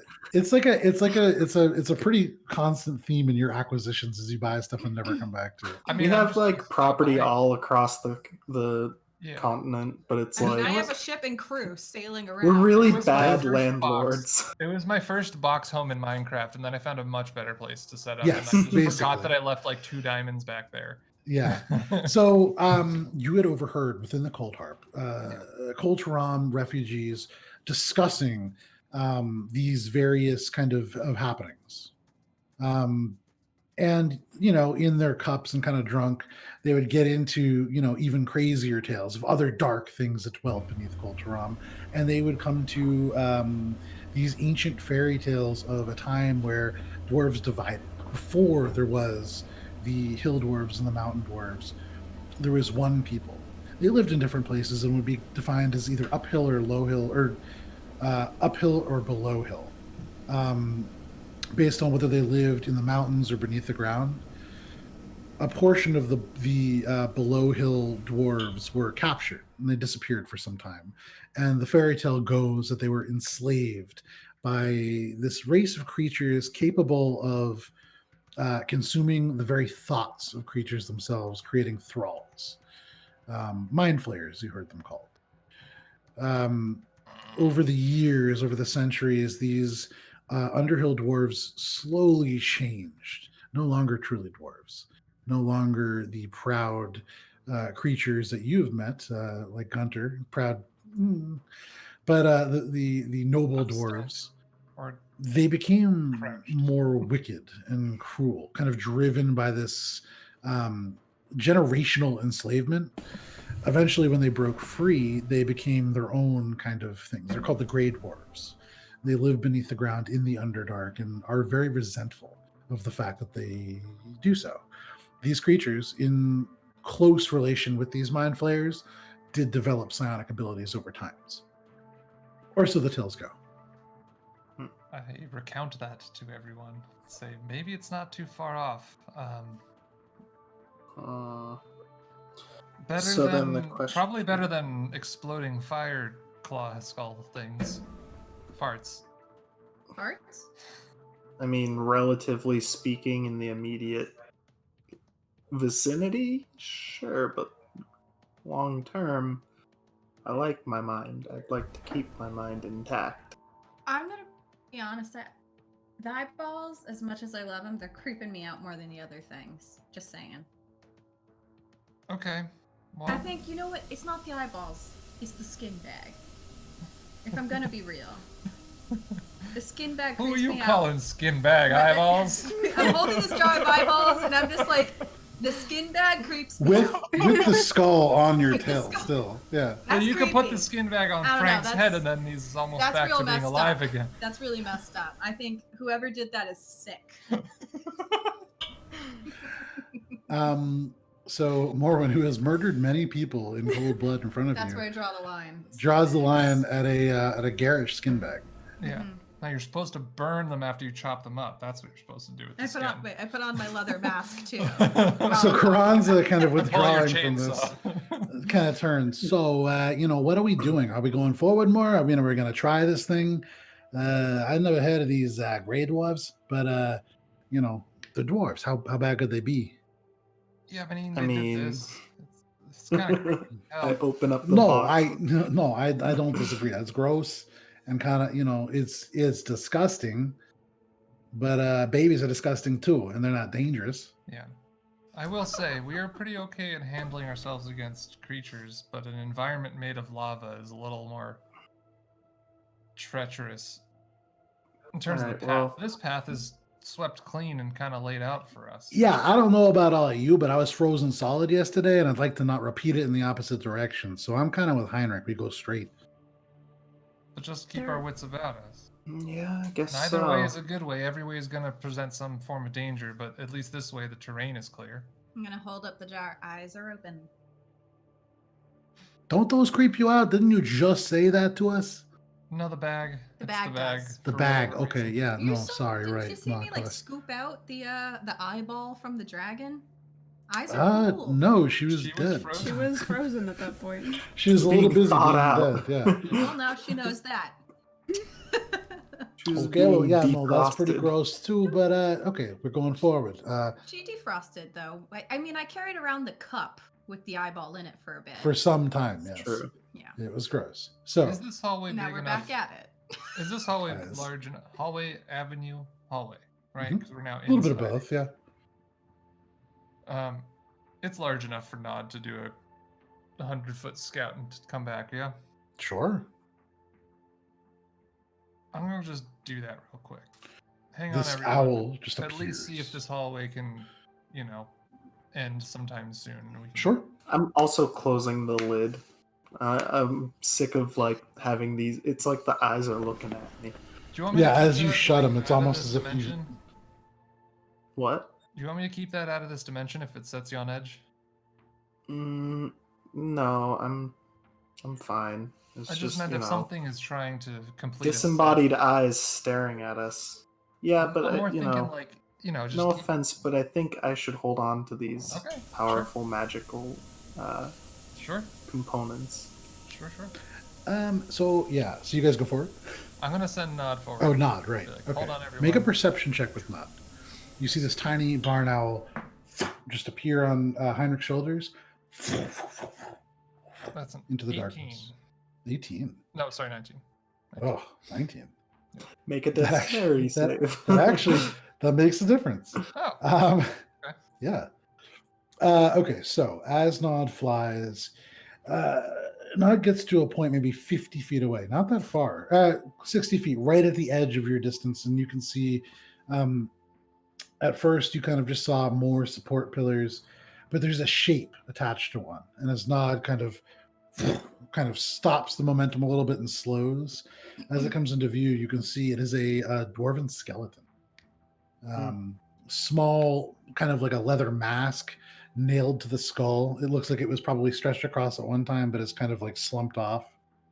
You can see with an 18, they're 19. Right, that was the difference. As Nod like kind of lowers a little bit and dips down, you see a flash, a faint glow from within the eyes of the skull. And as Nod kind of turns and heads back towards you, you got the faintest glimpse of like arcane symbols in the skull itself, within. And as you kind of turn, the last thing you see through Nod's eyes, illuminated by that light, there is a key, an iron key held within the teeth. Barbed wire has been wrapped around this key and snaked between the teeth itself. And then Nod turns That's some Silent Hill shit. and returns to you. Cool. This is the Silent Hill. Nice job, room. bud. And then, whoop. The Silent Hill dwarf. Nod's eyes are huge when he gets back to you. You're like, "Nice job, bud." Yeah. Disappears. She's definitely a little freaked out by something weird like that, but also, well, no, she's never seen weird shit like this yet. Usually I keep her out when it's up top side. Anyways, all right. I feel like an animal wouldn't be super phased by that, but you would be. Maybe. So I'll go ahead. No, I'm just kidding. No. Well, if you want me to, but that's all our deaths if I do. Just be careful. That's never gonna happen. Yeah, it's true. I have a jar of eyeballs. That's the only thing I'm protecting now. I recount this to everyone and say, let's progress down further. Be mindful of traps, and I'm gonna detect magic on. And this thing was Iron like fist. mounted. It was slumped against the pillar, or it was like stabbed into the pillar. You saw, so neither. It had there are metal shackles that are bolted into the stone at a weird angle. So not like it doesn't appear to be part. This is all very well manicured. Doesn't seem to be part of the original construction. Yeah. Shackles bolted into the wall. The arms are kind of above the skeleton. The shackles kind of like to the ground, and it's slightly leaning away. The weight of the skeleton pulling it forward. I'm gonna be honest though. If you're saying be careful of traps, doesn't this kind of seem like one big one? Yeah. Somewhat. Well, maybe. Oh, okay. Well, as long as you're aware. I Let's just keep don't going. know what it would be, and this is the easiest path to walk. Sure. Can we check for traps on the way? You certainly can. So you have detect magic going. Yeah. Maybe someone You else don't do the immediately regular eye notice anything. We'll get there. Is that Okay. I would say worth noting when detect magic comes up, this celestial glyph, teal, flares to life in the black space.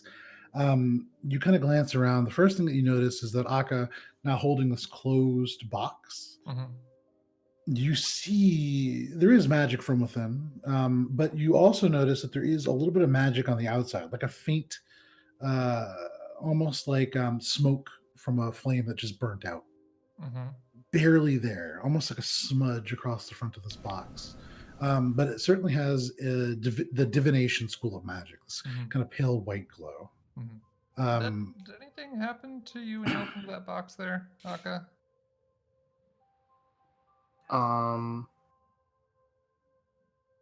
Well, yeah, but Yeah, because it's I'm not really sure what. It's being watched. I think you're being watched. I think it is watching us.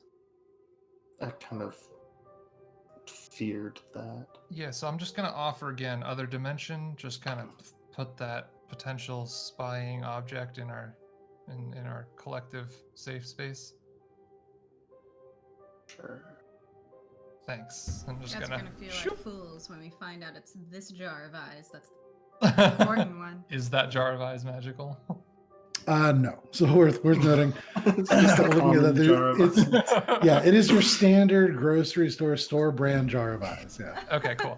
So what else was there besides the divination magic? Was Sure. there more?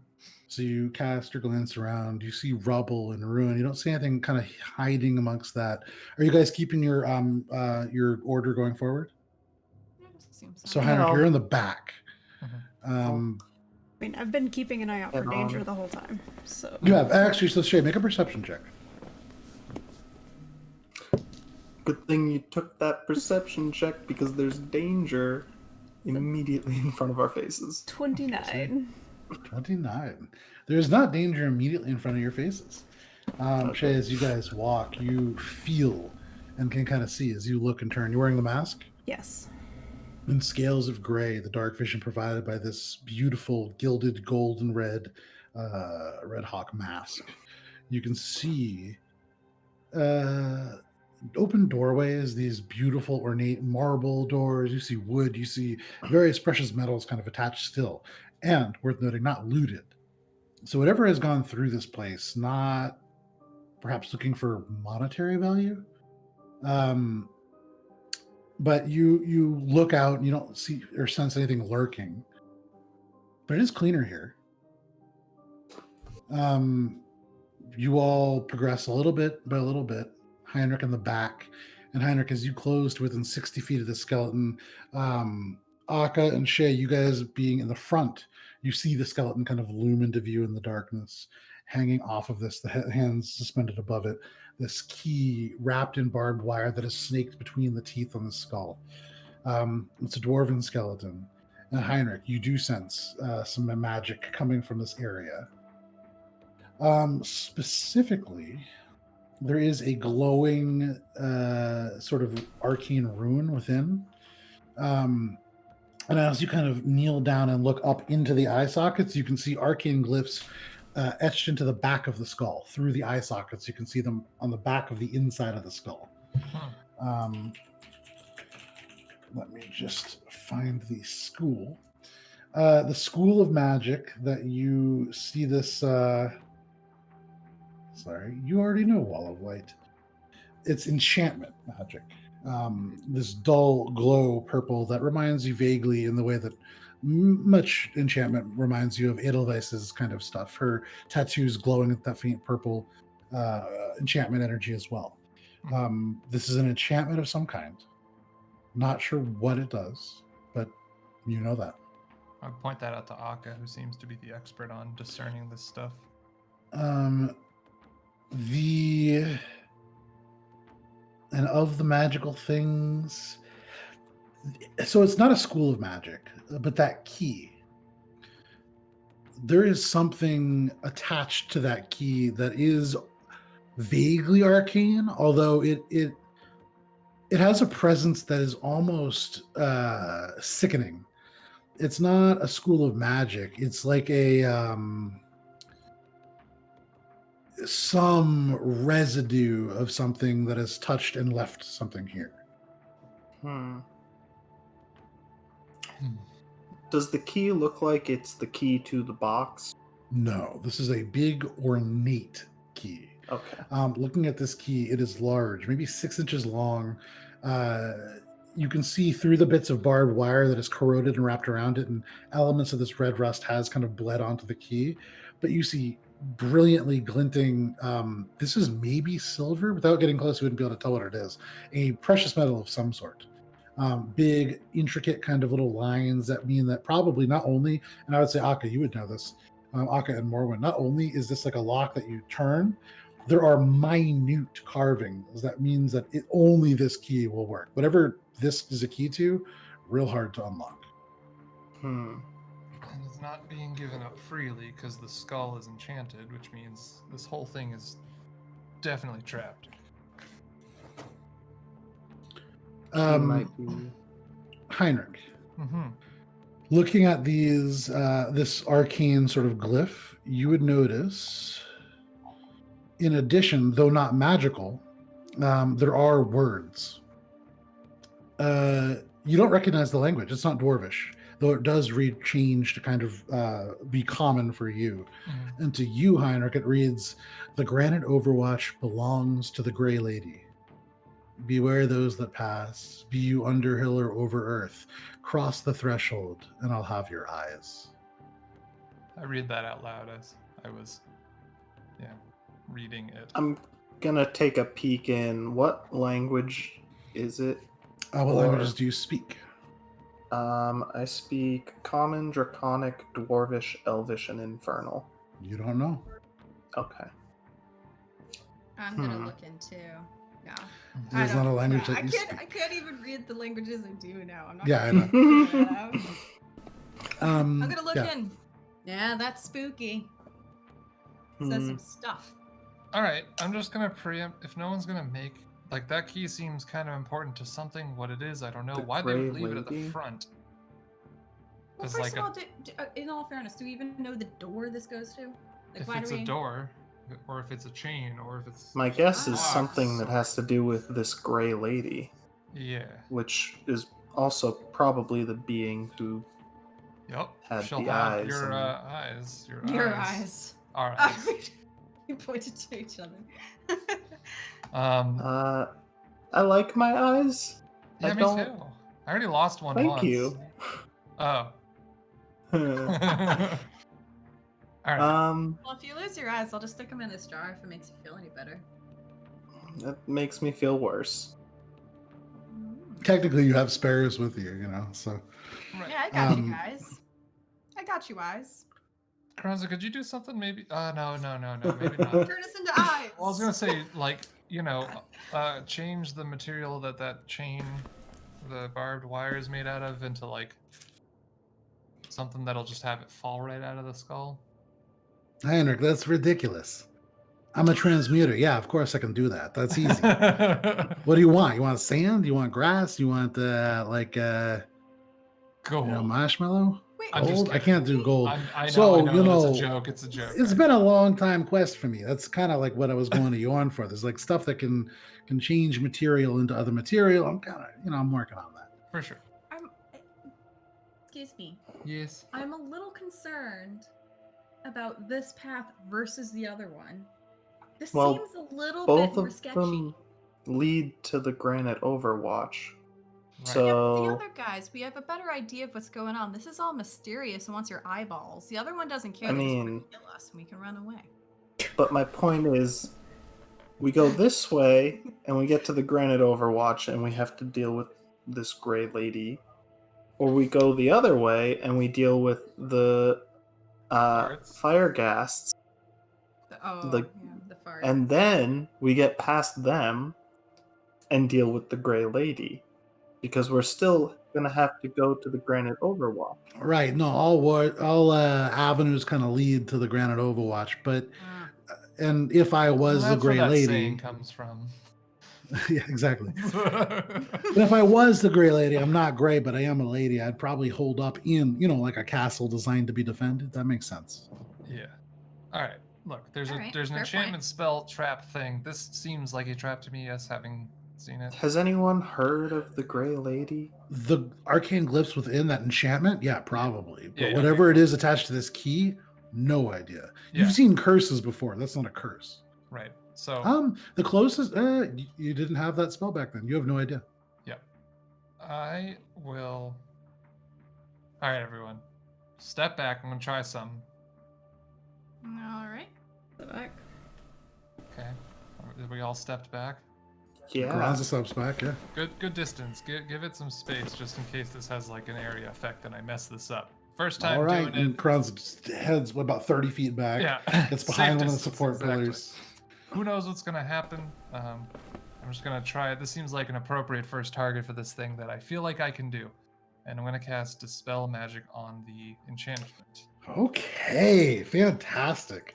I don't think we've done Dispel Magic in this campaign, really. No. Gunter Guntir used to Guntir have did it once. I think. Guntir did it a few On the times. giant, right? a few times. There was like the room with the glass. And so Or, this like, is the at level glass. 3, correct? No, it must be cast I mean at 5, level sorry. 5. Yeah, so I don't know why I said 3. I know your Mm. highest level's 5. Yeah. Um, So it's level 5, so obviously tell me if I need to roll. hang on, I'm just reading this real quick. So you're casting it at level 5? Which means that if it's 5th or lower, it automatically works. Anything above is 10 plus Okay. that spell level, and then I have to roll. So Heinrich, what does it look like you casting Dispel Magic? You haven't done this So before. this is kind of new. I feel like it would be more of like similar to like how the mage hand I would like mimic the hand motion first, but this is more like trying to grab it and then just crush it. Okay. So you watch as Heinrich holds his hands out, the gold eye begins to glow. And as you move your hands, you can see these 5 celestial glyphs spin into life. Teal embers and sparks firing off in wheels, striking the walls, striking some of you painlessly, kind of just bouncing off, hitting the floor and dying out. But the whole space is filled with light. You see these points surround the skull of this creature, and almost like an arcane hand, as they blaze bright, and some of you have to look away, it seems to close like a hand around the skull. The skull stays normal, but you see the whole skeleton shake a little bit. The chain rattles slightly, and the purple glow within goes out. That worked. Perfect. Perfect. All Well right, done. Kronza, I need you to sandify this barbed wire, please. Oh, yeah, no, I got that. And she kind of goes over. You can see, let me pull up Kronza's stat block real quick so I can mark off her spell. I'm also going to rub the Pearl of Power like a She's prayer not bead alchemy just for to get this? that spell slot back. Oh, no, yeah, no, I can do this over the course of about 10 minutes. So over 10 minutes, she utilizes minor alchemy, and you watch as a foot of this barbed wire, the part that wraps around the key, into sand, and the key clang, clang, clang, clang onto the ground. And it is free of the skeleton. You can see the teeth all jacked up from where the barbed wire is still kind of twisted in, but the key is on the ground. Okay. I'm going to get my hand insanely close to it, but not touch it. See if there's any feeling of power. Like, don't touch it. Okay. You put your hand over it. Do you still have Detect Magic up? Yeah. Well, I would put it back up after all that stuff. As you Takes cast like Detect Magic 10 again, minutes. you sense that same murky aura emanates from this key. Dispel Magic, though it occurred in the same area, did not seem to affect it. Mm-hmm. And whatever it is that's there, it doesn't seem like a trap necessarily, but it's uncomfortable.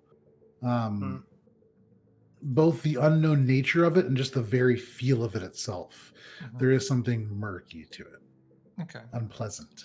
I'm going to pull out... Foreboding. Like Let's see here. toothpaste and orange juice. Oh, make my stomach turn. Ew. I'm going Just to... like that, yes. Sick. That's disgusting. Jiggle, jiggle, eyeball jug. Matt, you're ruining my big bad. My All right, toothpaste I'm going elemental. to- No. Yeah, well then you would cast, Ugh. what is it? I don't know. Wall of orange juice. Yeah, wall of orange juice to curdle it, or Yeah, whatever perfect. the fuck. All right, Anyways, I'm going to, let's see here.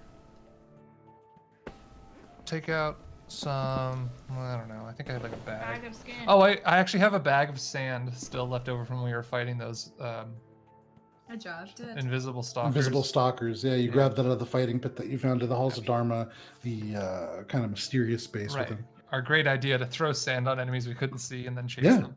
Yeah. Now, I never actually did it, so I just have bags of sand that went unused. So I'm gonna Yeah. take it out. Here they are. No, we did it once. Yeah. But dump the sand out on the ground. Be like, look Okay. how far you've traveled, grains of sand. Yeah. And then I'm going to mage hand the key into the bag, close it, and I will Okay. ask about it later when we're not in immediate Sure. danger. In all fairness, I Put the don't think bag- you had to give up the sand. You could have just put the key in the sand. Probably. But either way, there's now lovely sand of a tan color scattered across this otherwise very clean floor. Yeah, that's also part of Um, it. I wanted to piss him off.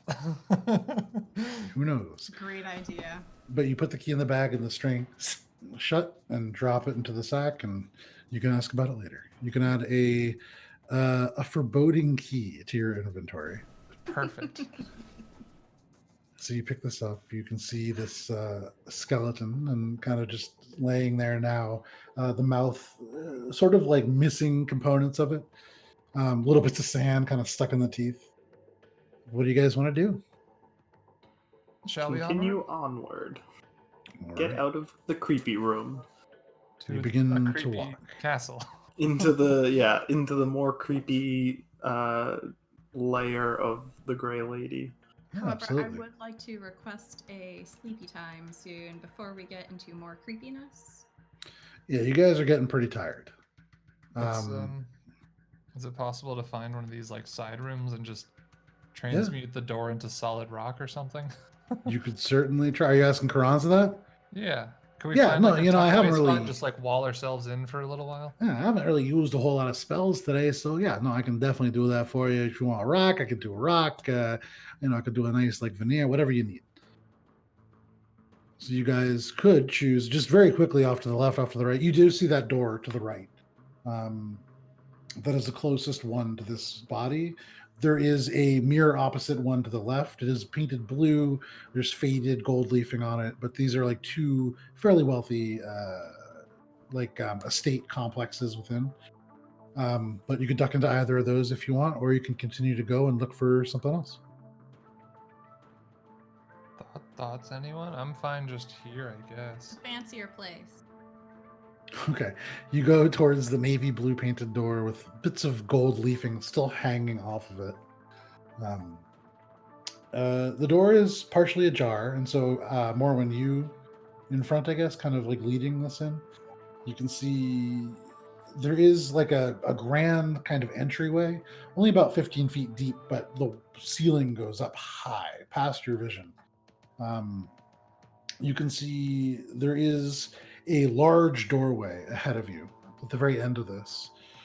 There are open spaces in the doorway, like negative spaces carved out of it. And so you can see just through it, maybe like 45, 50 feet away, your vision beginning to go into darkness, but you can see like maybe tables and chairs beyond.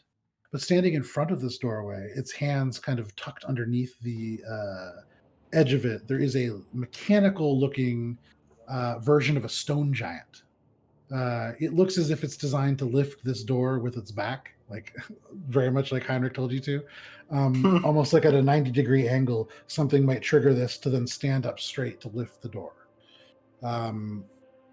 You see atop this, on this door, that it's kind of like lifting, or its fingers are underneath. It is a portcullis of bone. Or ivory, perhaps, but it's this bone-looking material that is a single piece that is the entire doorway. And scrimshot across it, these carvings that depict various members of a dwarven clan. But because it is 10:47, we're going to take a quick break before we continue. It is 10:47. Tina has a great timer that is set up in our break screen.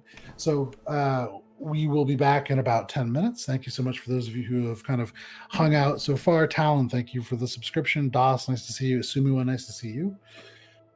We will be back in about 10 minutes. We'll see you then.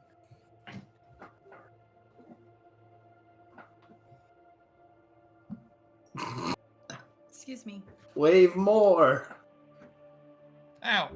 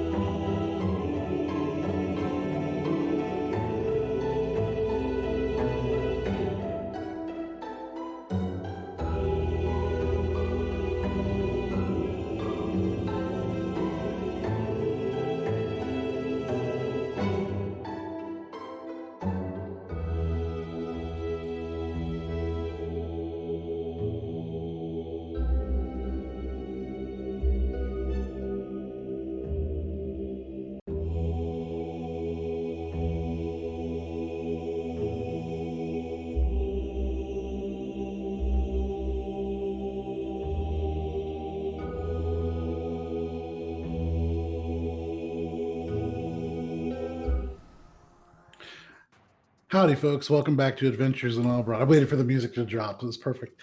Welcome back to Adventures in Alberon, our 5th edition campaign. Thank you for those of you who have hung out and kind of joined us so far. You could just jump right back into this. So when we left off before the break, you had opened the door, or kind of come to the opening of this well-off dwarven establishment, navy door, gold leaf accents. Opening it, you could see this carved ivory or bone portcullis with beautiful kind of scrimshaw carvings. This stone giant statue or mechanical stone giant seems to be the mechanism to open the door. But you kind of see this dark space within. What would you guys like to do? Anyone want to check out the golem or check out the surrounding room? Maybe Thanks, we can Doss. figure out a way to get it to lift. Or I can just kind of... No, I'm gonna leave that up to you. I'm gonna. Why don't we just leave that shut for tonight while we sleep? Because the door is between us and whatever's on the other side of the door. I don't really care to find out. I agree. guess we don't really need to go in there for protection. Yeah, we if we're can, just but- looking for. Finish off this wall to the hallway to the door, right? I got you. And she turns around and you see, touches the transmuter stone. She pulls her hand. You can see it seems like there's resistance in the air. And then suddenly the wall shut. Stone on stone. There's nothing there. Nice job. Wait, so what kind of place is this? Can I tell what kind of establishment it used to be? You look what does it around. serve? This seems to be like an entryway, like an anteroom. And this gate seems to lift. And getting up close to it, you look through the negative space in this ivory or bone. You see tables and chairs, like a dining hall, perhaps of some kind. Long tables with benches and chairs, kind of in disarray. You can see broken plates, cups, a scattering of old tarnished silverware on the ground. It seems to have been a very nice dining hall. Skellies? Yeah, as your eyes adjust to the dark, you can see a number of bodies kind of in rigid shapes, broken, scattered across that room. Ew. Yeah. All right, I'll come back to the party. Okay. You turn around and walk 10 feet back. Seems like quite the party in there. I'll keep an eye on it. Okay. And I'll just stand guard at the door for the duration. Yeah, it's the only entryway that you can see into this room. Now that Karanza shut the door behind you, so you stand there. The rest of you, is there anything you wish to do before you bed down for the evening? I think as I enter my meditation trance state, I would try to think, is the Gray Lady a thing that has been heard of in the world? Is Make a there history check. a creature that has been called the Gray Lady? Sure. Is she real? And also thinking on the divination magic that I had triggered. Is that Okay. a thing that would be worrisome given Yes. my potential knowledge of the Green Lady? Is that Gray going to Lady. be And extra? yes, I extra would bad? argue for Aka, you get the sense that that's bad no matter what. Right. Not you get the happy sense- with myself, but Divination magic is generally used to scry upon, look upon, or track creatures. right. So, Yeah, that was a 24 for history. You've never heard of the Gray Lady. You've heard of ghosts called the Gray Lady and, all that kind of stuff. But it's a fairly common moniker. Hmm. No idea. You do think about the fact that this is an ancient dwarf citadel. Dwarves might have a better idea, certainly, but you've never heard of it. If only. Okay. Is this our first Okay. long rest in here? Yes. Okay. Then I'm going to set up my little altar nook. Okay. And when I You pull up the unwrap poster, the I'm just gonna be mended like, poster. "We made it here, buddy." Aww. Oh, I mean, I it's know kinda he's sad. alive, but he's a little Yeah. That you is know, kind of sad. missing It's my sad. friend. Yeah. It's very sad. Why is that? It's happy. We made it here, even though he's not, and it's kind of weird. It's very. That's the sad part. That's the sad Yeah, part. there you go. You hit it on the head. It's like, but he's So- oh, that's where it goes. You watch as Morwen kind of does the normal routine. He sets up this like pile of winter clothing and blankets and sleeping bags, and then kind of unfurls the recently mended poster of Guntir as the gazelle, a much younger version. There's the unexpected twist of sadness as you hear Morwen whisper out, "We made it, buddy." Oh. Um, I'm also gonna take out my well, I guess it's been out, my jar of eyes, Yep. and hey Heinrich, got my eyes on you. she splashes it on you. Yeah, she so- throws all of it. right to sleep. The jar wobbles dangerously on the ground before settling, Yeah. but Morwen does find some sleep. Akka, you've done your thing. Is there anything else you want to do? I'm gonna just change the spell stored in my weapon, Okay, but that's it. easy enough. Mechanically, yeah. Shay, anything you want to do before bedding down for the night? I think I just walk up to Heinrich and this place makes me uneasy. Yeah, you could say that again. There's nothing good about an abandoned and currently still, I guess, inhabited place like this. I don't know how to say be on your guard more than it's already obvious, but, steal your mind now, apparently, too. Indeed. Well, if anything comes up. Yep. Wake you up immediately. I'm gonna go to bed. Okay. One by one, you can hear the breathing of your various allies slow as they enter sleep or trance, depending. Mhm. Little snores from Morwen. Heinrich, as we enter the dark time, where only celestial warlocks stir, you have 4 hours of uninterrupted time. What would you like to do with it? Okay, first and foremost. Shit, I gotta ask something about the Grey Lady, but maybe Akka would also help. I'm With better narrowing of the question in 4 hours, so I might I save think one I for can that. technically still hear and I'm not going to interrupt you though. You are aware of your surroundings. yeah, semi-conscious Mhm. for 4 hours. So One like may- in one may 4 call it a hours, ask me. trance. Mhm. First and foremost, hello, book. First question of the day.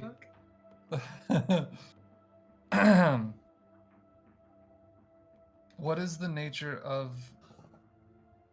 You know what?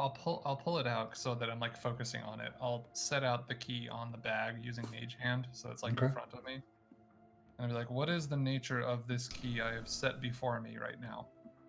Okay. I love it. You set this key in front of you, and as these celestial glyphs fade, they don't sink down to the page. You watch as they seem to become murky, fading into the paper, but then oozing and kind of crawling out towards the edge. And you watch as this teal light suddenly absorbs into the key. And in a flash, this beam right back into your head, and your eyes roll back. Heinrich, in front of Uh-oh. you. In front of you. 1 second, let me pull this up. You The find king yourself becomes a man. not even in front of you. Not even in front of you. You find yourself all of a sudden in a different place. You look down. There's a glass floor. It seems to be suspended atop dark water. Water that drops down and down and down. 60 feet of dark vision does not show you a bottom. The glass rises up about 5 feet on all sides of you. You see a ladder suspended from the ceiling that you do not see. It just goes up into darkness, but about 15 feet in front of you. And suddenly you're aware that not all is dark. You see that the water is thick and heavy with sediment, muddy, murky, but you can see the sediment through virtue of the fact that there is a faint glow. And for a brief moment, you can see the sediment shifts to form eyes, and then you open them and you are back to where you were before. You look down at the book. You see the celestial begin to appear. The Grey Lady has imparted this key with omens. Okay, putting the key away immediately. Sure. Delicately handing it. Yeah. Okay, now that we're on the subject of the key, and I don't need to have it out in front of me. Do you write that in celestial No. glyphs? I ramble before I get to my question. It's hard to write in celestial too. They're like complex sigils. Oh, yeah. Well, I just want you to get a sense of who I am. I want Absolutely. to know where Yeah, I you want stand. flavor in your writing. This is an academic writing. I will say some of your questions, though, that you've really had to ramble to make sure is so specific. Like, probably should have taken you like 45 minutes just to write it down. I got 8 They hours do. every night. They do. Yeah, No, I'm these sorry. often. I have allotted this time for that because it is a complicated writing language. Yes. I've just always considered it like scribble, scribble, scribble. But sometimes even you talking about it, I'm It's like, just damn, like- this is already 15 minutes. Of There's a me saying reason why over 8 hours Heinrich learns 3 hours of Elvish and asks 3 questions and that's it. There's not other activities going on. It's Really. true. Yeah. Um, Okay. Second question is, oh shit, is the Grey Lady dangerous to us? It's a dumb question, but I just want to know. It fades away and you expect a one glyph answer, but more writing arises. The Grey Lady presents an opportunity. Dangerous, yes. But the dangers that lie in front of you far worse.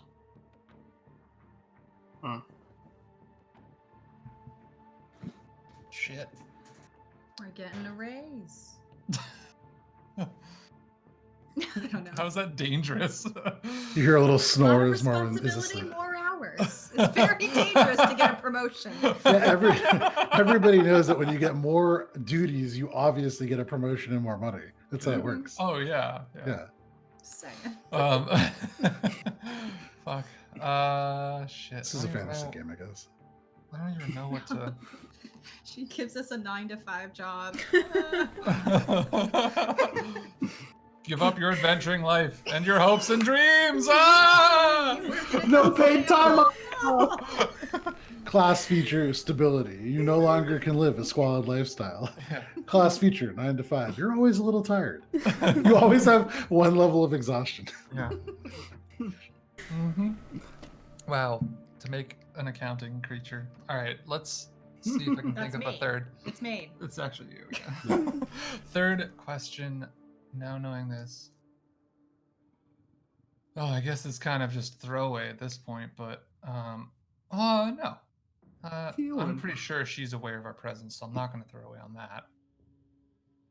What does this key unlock? Sure. Maybe it's The useful. words respond. The granite overwatch. Well, I'm glad we got it. So at least there's that. But I know now touching it is VBAD. Well, I didn't touch it yet, so I don't know that. But So this key contains omens, and in this moment, you saw how that flashed towards you. You get the sense that had you touched it, that's what would have happened. Uriel safely showed you this omen. You didn't take any damage. Nothing bad happened, but you still saw this sight. What that means, you don't know. Is this the future? Is this the past? Is this something that you may come across? Is this a creature watching you? yeah. Hard to tell. Okay. Okay. Well, that's about enough of that. Thanks, buddy. Pat the I will page, say- close the book. Between Holster Uriel's the walk, book. my eyes, and this new omen, you're truly like never alone. Nope. That's why I don't sleep. I'm on call. Heinrich not sleeping is not a choice. No, I'm the closest to this new mystical creature, the stable one, the 9 to 5er. Yeah. Kinda. So, all right, I'm just gonna spend the rest of the time busying my mind with learning Elvish. Okay. You can mark off 3 hours Elvish. I have 52. Does that get me anything? No. Damn it! What do I need to hit? What's a number that I need to hit? Give me a target so I can just let you know. 10,000 Heinrich wouldn't hours. know this, but you feel as if you're a little over halfway. You're getting close to the point where, like, when you open a book, immediately sections of sentences are coming out to you. Okay. You would imagine you're about 52 out of 80 of the way there. Okay, sure. And then I'm sure that vocally, language-wise, like spoken word is going to come a little later You through. haven't practiced that. You'll be At able all. to speak it. It's just gonna be it's gonna sound unaccented. janky. Yeah, Yeah, it's going to be unaccented. blocky. Excusez-moi, parlez-vous français? Como estes? Yeah. Yeah, you're Hola. Brad Pitt in Hola, me Inglourious llamo Basterds. Miles. Yeah, What? It's awkward. Buongiorno. Wrong No, language. I know, but So- it's just funny to Whatever. All right. Hours two in pass. there. Aka, after 4 hours, your trance ends. You can mark off a long rest. You come to you see Heinrich shut this book, and begin to read about Elvish. I'll be muttering like keywords here and there, just like practicing formant. Yes. Like, oh, he's trying to better himself. Howdy, Initiative League. Thank you for the raid. So you hear Heinrich muttering under his breath in the darkness of the space about keys, about the Grey Lady, about omens. And then about where's the bathroom in Elvish? Interesting point. And in Adventures in Alberon, there are, I mean, things are designed to work. There should be a bathroom here. There's not I one have made connected a to this point- room. I have made a point to keep that canon that people Yeah. do poop in this world. Because most It's- fantasy worlds, it just doesn't happen. I mean, I don't know Guntir how cognizant of this over the course of the made last that 2 years you guys have been. Everything should work. Like if there's an animal, it has a food source, it has a water source, it has I a know. way to be existing. Yeah. So that all, yeah, no. So like dwarves have to poop. There's bathrooms. But you do not see one attached to this room. That's fine. What was that, Matt? I don't Sorry. need it. sometimes you don't make it to them. For some of you more than others, that happens on a For regular none of us basis. present yes. currently, for some of us in a past life. Morwen. Morwen. Imagine if I like the hope- bathroom's outside of this establishment and you have to wake up Karans and be like, "Can you open the stone door? I gotta go." Can you waste a spell slot? I gotta Like pee. twice to open it and shut it. Like 7.5 privacy. hours into her long rest, you just break her open. Yeah. So Holy shit. 4 hours have passed. Aka, you come to. You see Heinrich kind of going through this stuff. Is there anything that either of you are doing before the others wake up? I've been keeping an eye on that room, just like between reading and just like, is anything moving? Is it dangerous? Or is this just like a dining room catacomb combination? Every now and then you get up, stretch your legs, kind of walk around the room and peer through the negative spaces in this kind of bone carved door. You don't see movement. You look, make a perception check. Cool. I'll add in some detect magic just for the fuck of it. Yeah, a little flavor. Bats. Almost a 20. Instead, it is a 16. 16. You look in. You see no wombats. You see no magic. You see a number of plates. You see bones on the plates. Probably at one point there was meat there, and it has long rotted away. The bone, the last thing to remain. You Not see the a same little bones as bit. the creatures on the floor, right? No, and actually, I mean, with a 16, I guess that's enough because it's not like a hard thing to tell. They look like rib bones of a small, Wombat-like creature. yeah, kind of. Won't tell Morwen in the morning or Yeah, night or whatever time it is. yeah, they get the guinea pig treatment in Call Arista, but you see that. You can see there are a number of very nice looking plates and bowls, some in bronze with beautiful little etchings that you can't quite make out at this distance, but that's what you see. Cool. No danger. I'll look over to Aka and be like, that room's pretty quiet. Yeah. That's good. Oh, the key, by the way. Yeah, it's well, I'm sure you felt it too. Practitioners of magic and all that. It's pretty weird. Grey Lady kind of seemed to have tethered herself to it or imparted herself or part of something to it. Sends out omens to those that touch it, either foretellings or danger or whatever. So don't touch it. But it does unlock the Granite Keep or Castle or Keep. The Granite Overwatch is it's I a was keep. way off. Okay. I mean, not really. It is a keep called the Granite Yeah. Overwatch. Yeah. So we'll need to use it to get in, which is great that we took it, but Yes. dangerous that she's put that extra When level we get through security the on. threshold, she's gonna take our eyes. Let's. Well, maybe we can do something to like disguise that. Disguise the eyes. Yeah, I mean, I can change mine. I can just boop thaumaturgy. I just do that right now in front of you, and they're just like regular human eyes. It's like really Whatever those look unnerving like. because for as Yeah. long as you've known Heinrich, he's had one solid gold eye and one solid black. And now I just The have black like, one fills know- with like arcane sigils at times, but all of a sudden he's just got brown regular eyes, little bloodshot, white. They're like, and I would say for Heinrich, even back when you didn't have the black eye, you still had two gold eyes. You don't really have like regular eyes. right. They're like a little weird looking. They're not quite right. Yeah. It's like I'm wearing those fake with the nose and like the Yeah, they're like a little half too ping pong round. ball eyes. Yeah, absolutely. It's just like hello. It's like the Mass Effect glitch where like Shepard's eyes are like bugging out. Yes. So that's, I mean, as a suggestion maybe, and then I just blink them back to normal. Mercifully. I'm just gonna like. Do you really believe that would stop a being called the Grey Lady who can supposedly take people's eyes but and control their minds? Wheels turning, ideas, something, because we got to get through there. You know that as much as I do. Even as Akka says, supposedly you turn and look, and like the crook of Morwen's arm, there is a jar of eyeballs, Right. just kind of still in the murky liquid. So probably not. Could theoretically. Yeah. I just don't know, other than trying to skip through the whole place as fast as possible, what other options we got, I mean, as much as I don't want to, it seems like we're eventually going to have to deal with this head on. Okay. Because if we're going in there, she's going to know. She probably already knows that something, maybe not exactly where we are, but... Well, hopefully that's what the bag is doing to that box and key right now, is disguising our presence. Right, but she's probably already at least aware. Right, unfortunately. Now, So... there was one last thing that I learned, and that's... I don't know how to phrase it without sounding insane, so I'm just going to do it. You're probably used to the insanity by now. Yeah, I was going to say... You think back to flying 50 miles an hour up through a blizzard in the middle of the night to fight a white dragon midair. Yeah. Kind of some weird stuff happens around the finger thing. Yeah.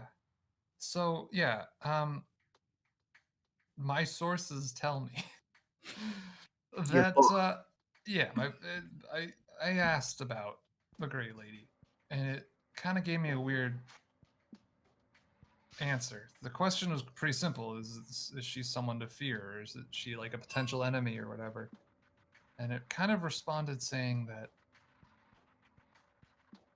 she's an opportunity, albeit a dangerous one, compared to the greater dangers that lay beyond. What do you think those greater dangers are? Ultimately probably the schism between the portal planes and, maybe some big ice fire conglomerate demon or something. I'm just not guessing. All the stuff that you told me with Shay's people and like the greater ramifications of this mission that you've hired me? I mean, ultimately that, sure, yeah. That's beyond all of this, but in our immediate, that's where my mind went, but that's also a good thought. Maybe it's talking about that. He tends to talk very vaguely. Doesn't really give me a direct response. I had to put the key in front to say, this is the key I'm talking about. Otherwise I would have just talked about which key, because I got 50 in here. And you trust this book?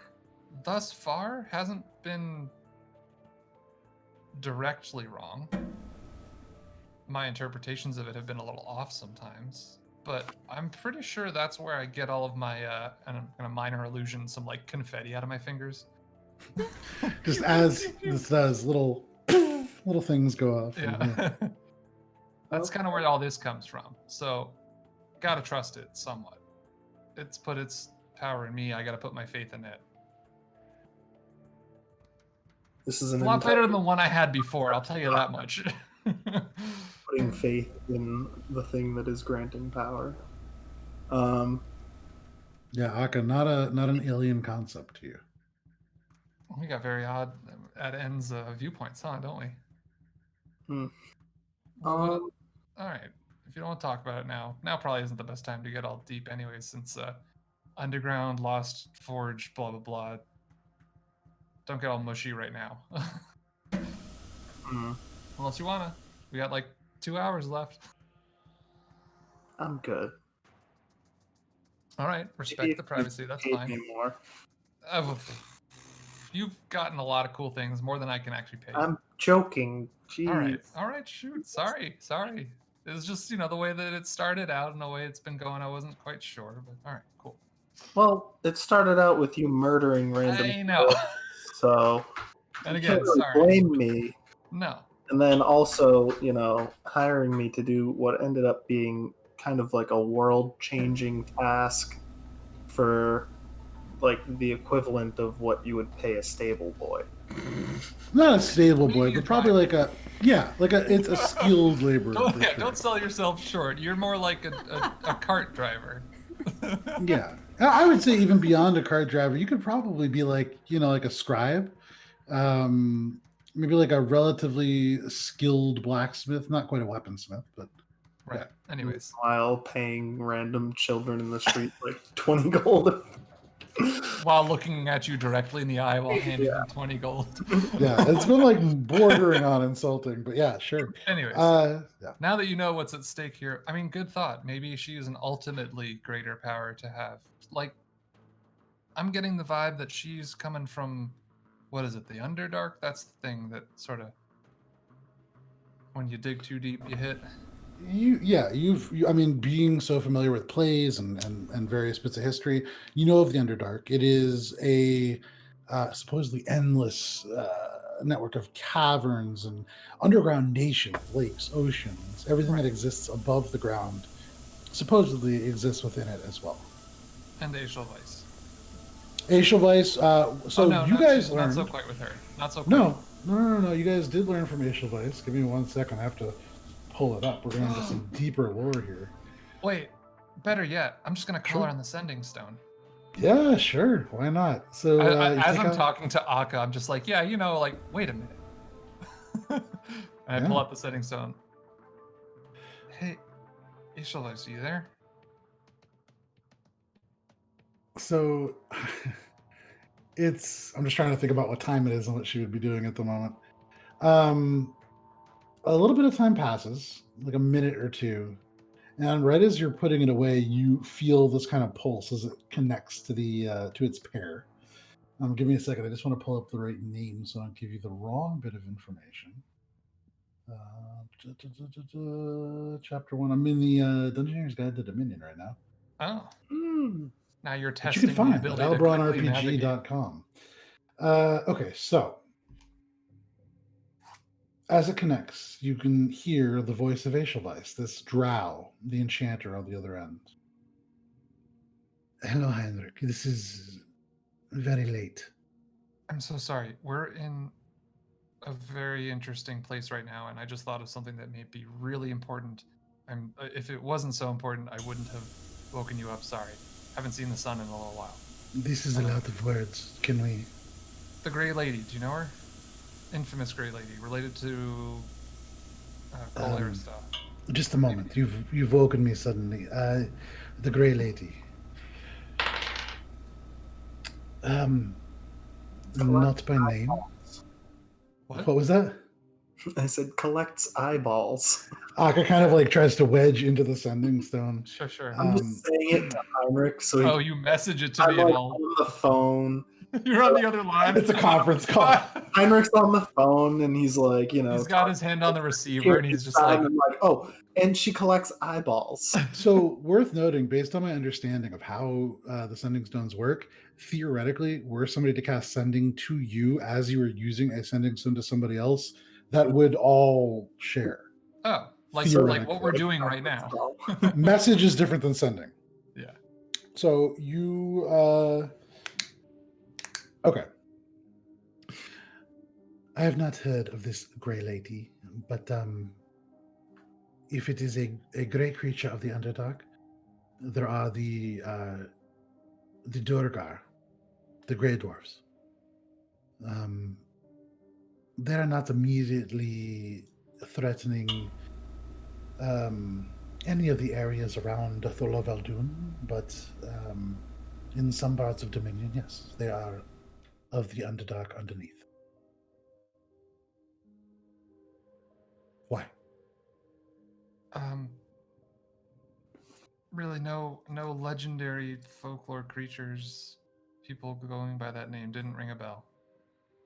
The Durgar, they have various abilities, and so across the histories, there are many tales of these.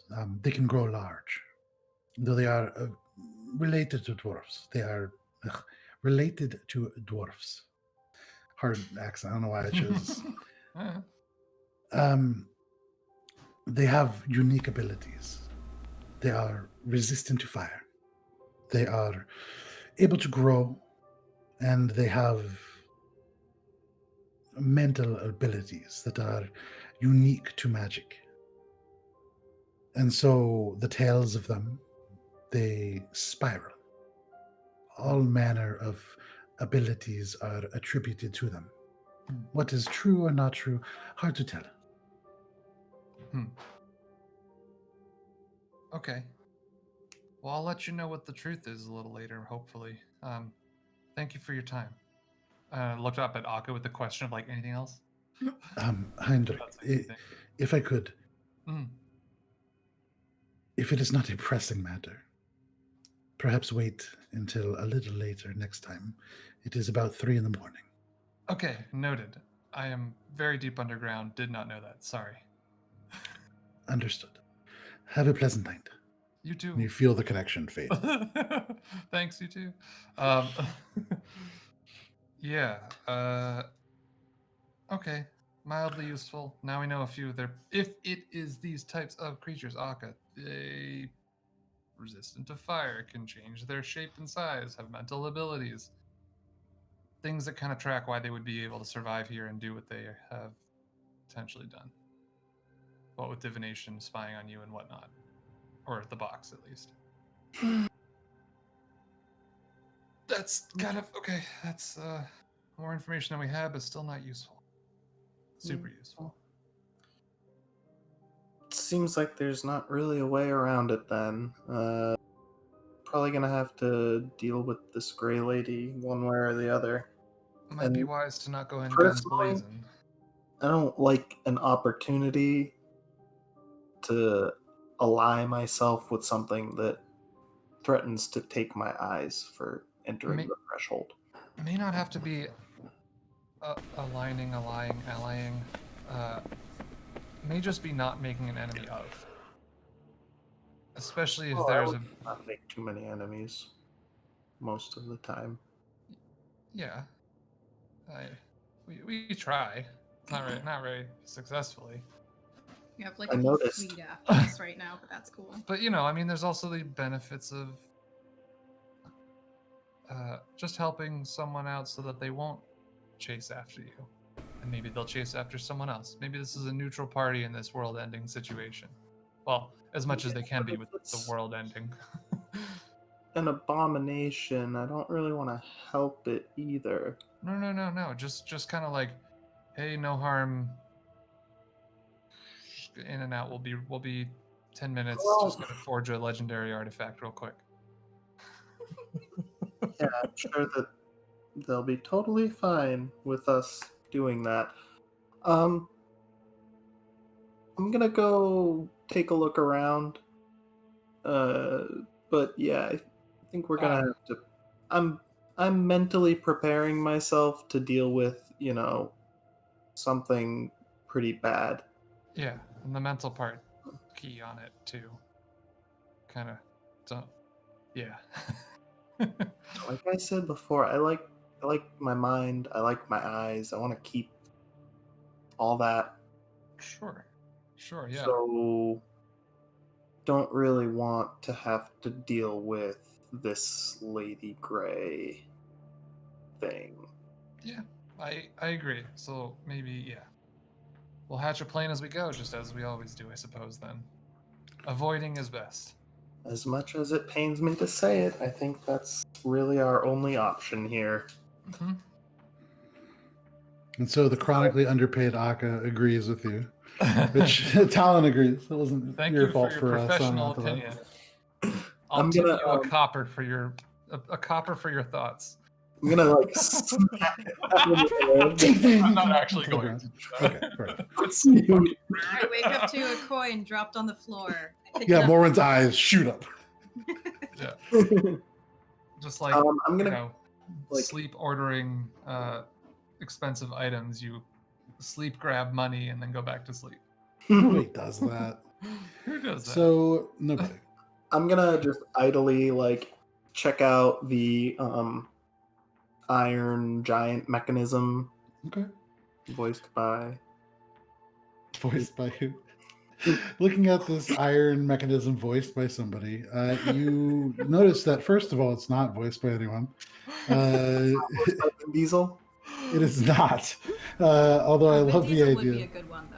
Yeah, Yeah. you would.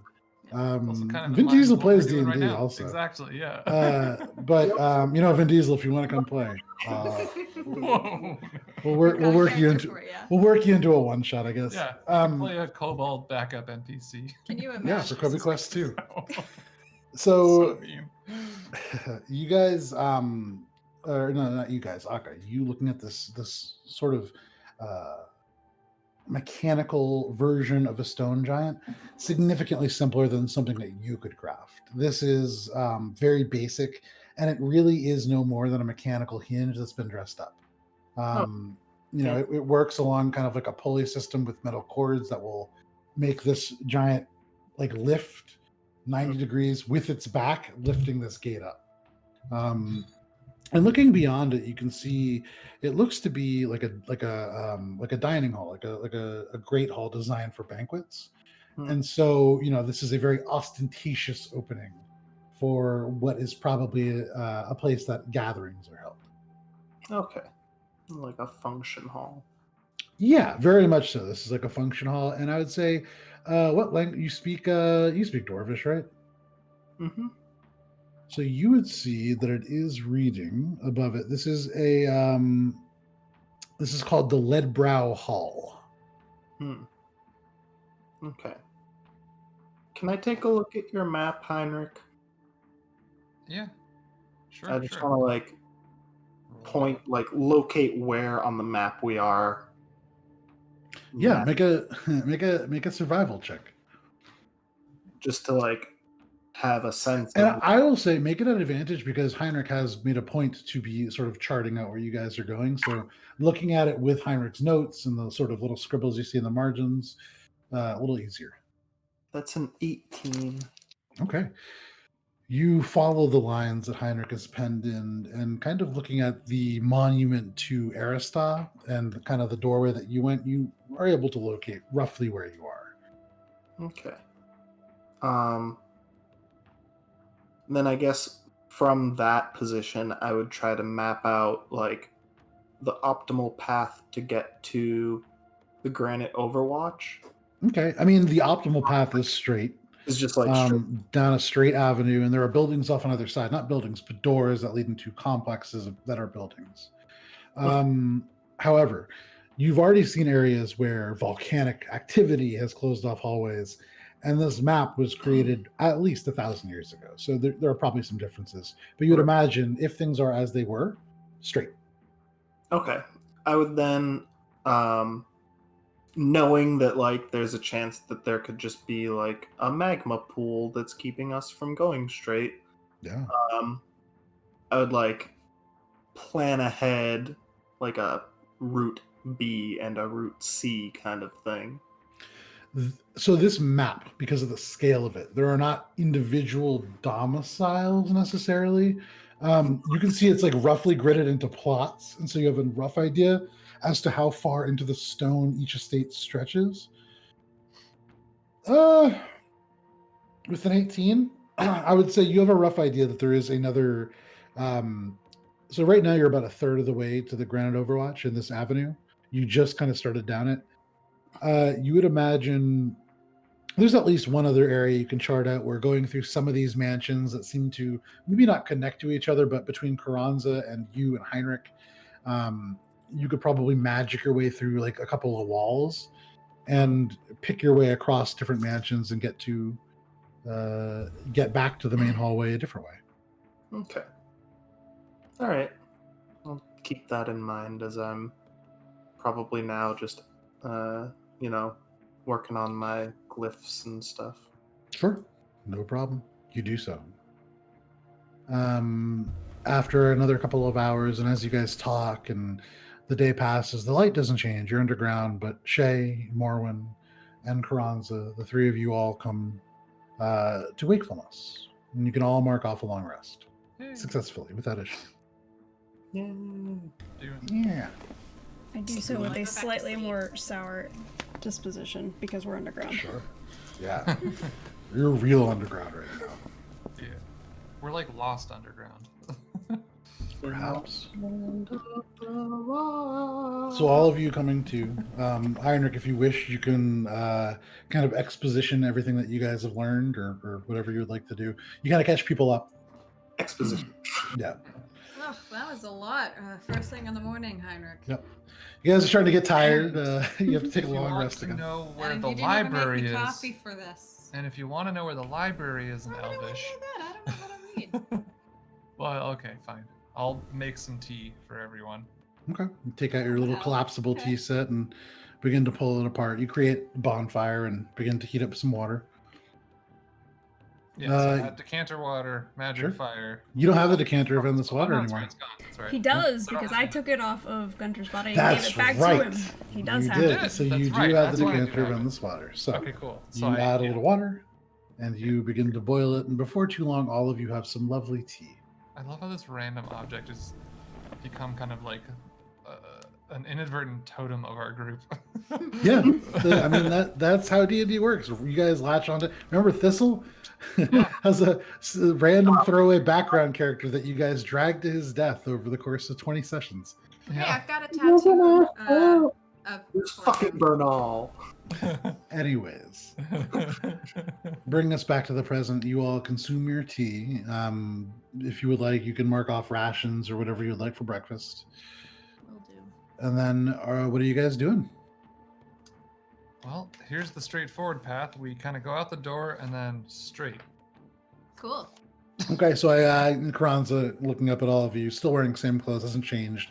Long, kind of frizzly, curly hair. Just it's kind of a mess, and she's working on it as she does in the morning. But she says, "So you just want me to open the wall back up, or?" Yeah. If you would be so kind. No, Yes, no, I am please. that kind. You can see he holds the hand, shifts it, and the entirety of the stone shifts in the doorway, reappears. It's not in the exact same spot. It's like a little offset, and so the materials are kind of mismatched, but there is an opening to the hallway. Okay. There you So, go. Same marching order? Heinrich, yeah, I guess here we go. Yeah. Yes, Morwen? can you do me a favor? Mm-hmm. Will you hold my eyeballs? Do we need to keep them? Yeah, why not? Well, I just, it's not an The unlimited better space. question is anywhere. why? Why That's do a you? big You try. guys all remember the Awesome. time that Morwen took an eyeball out of a dragon and lugged it all the way from like a frozen blizzard to like a monk party. Kind of hard to forget. Yeah. Yeah, and Gamble really appreciated it, and maybe someone will appreciate these just as much as Frank does once he picks the perfect pair. He already picked his weekend pair. See, Morwen is written onto the jar, Warby Parker.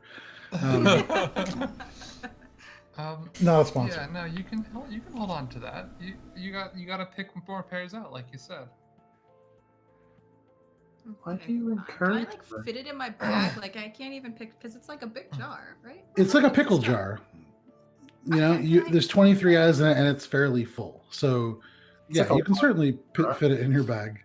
if you Okay. want. All right. Cool. It's not a giant size. I was You kind can of add it- picturing like. No. You can add a jar of 23 eyeballs to your inventory. Yeah. Well, 20, I did, 21. I Sure did that did. last night. I know. So you all, with your eyeballs, now emerge into the main hallway. And are you keeping your same marching order? And same senses about us, I hope. All right. Yeah, Well, go I'll for have it. more now that I'm not distracted. I'll have more senses about me now that I'm not distracted by my eyeballs. But fewer eyes to look with, so roughly the same. Right. You begin to progress your way down this hall. You walk. Aka, you took some time to look at this map and kind of plan ahead.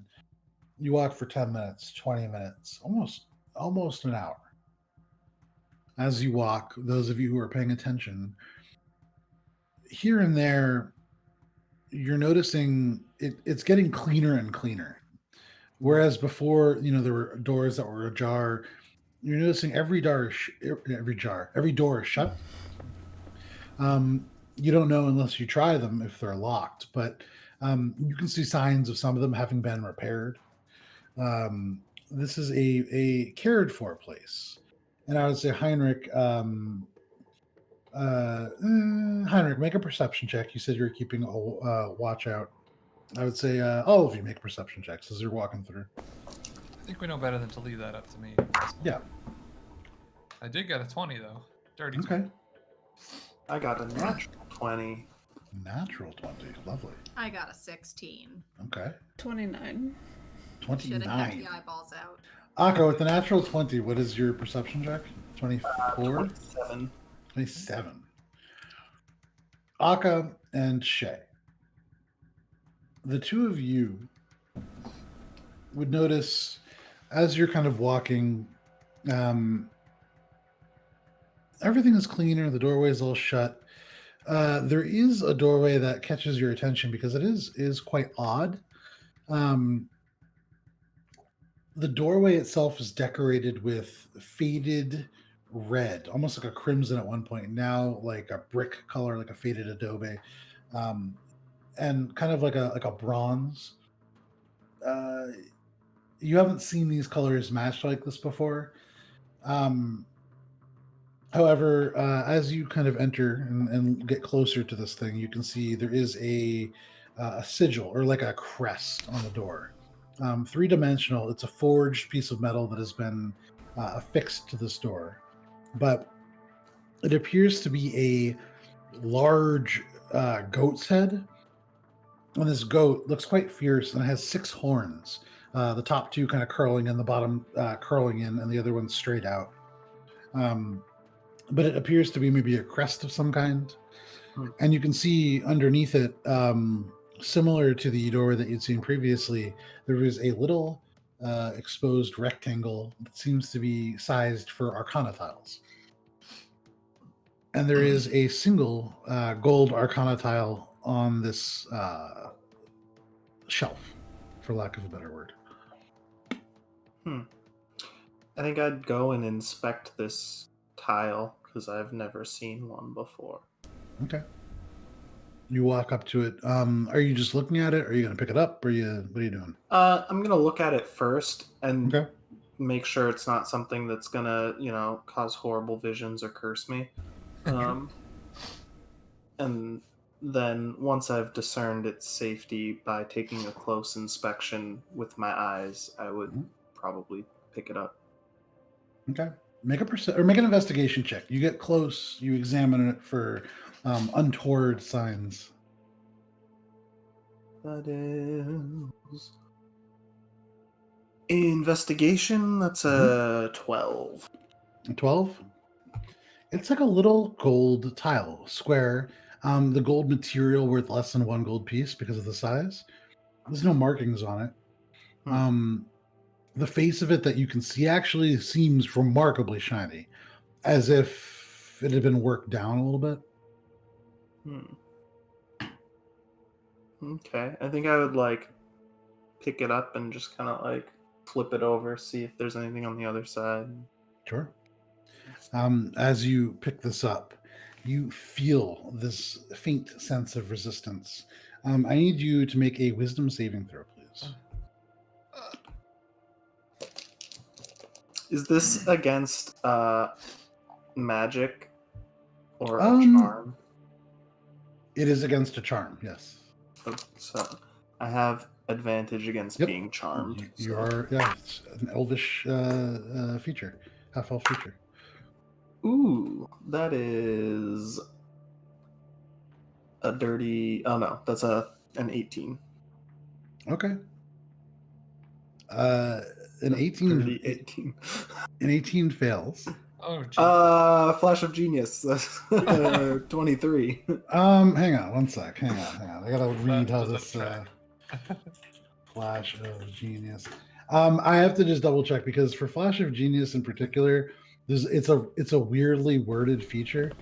Okay, so And yes, always poke it with a stick. yeah, DOS makes a great point on that. Flash of Genius. And roll Okay. as a When attack you are another roll for creature a you reason. can see within 30 feet, makes an ability check or saving throw, reaction, and intelligence modifier of the roll. Yeah, that makes sense. So, as this happens, you feel this resistance, and then all of a sudden, Oh you no. feel the edges of your vision cloud and darken, and you hear the sounds. And as your vision begins to shift, you like pull away from it. For those of you watching, you see these beautiful calligraphy-like glyphs flare to life in Aka's armor, and you pull away. Whatever it was that was about to be shown to you, you do not see. But you have this tile in your hand. You look, and behind the tile, you see the smudge of darkness, as if something just burned away there. Similar to the smudge of darkness that was on the box. Very similar, yes. Similar kind of magic.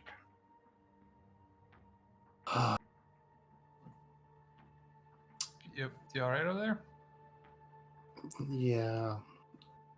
This thing. Is that an Arcana tile?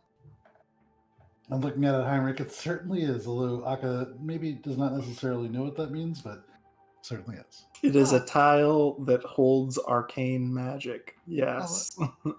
Let me see. Let me see. Be careful. It seems to have that same ominous aura from, you know, that smudge on the box that you pointed out. Right. And the key. Yeah. Things that Seems she's like a said. recurring theme here with Ye- Yeah. like visions from this gray lady. All right. Well, what did you see? I'm just gonna like kind of.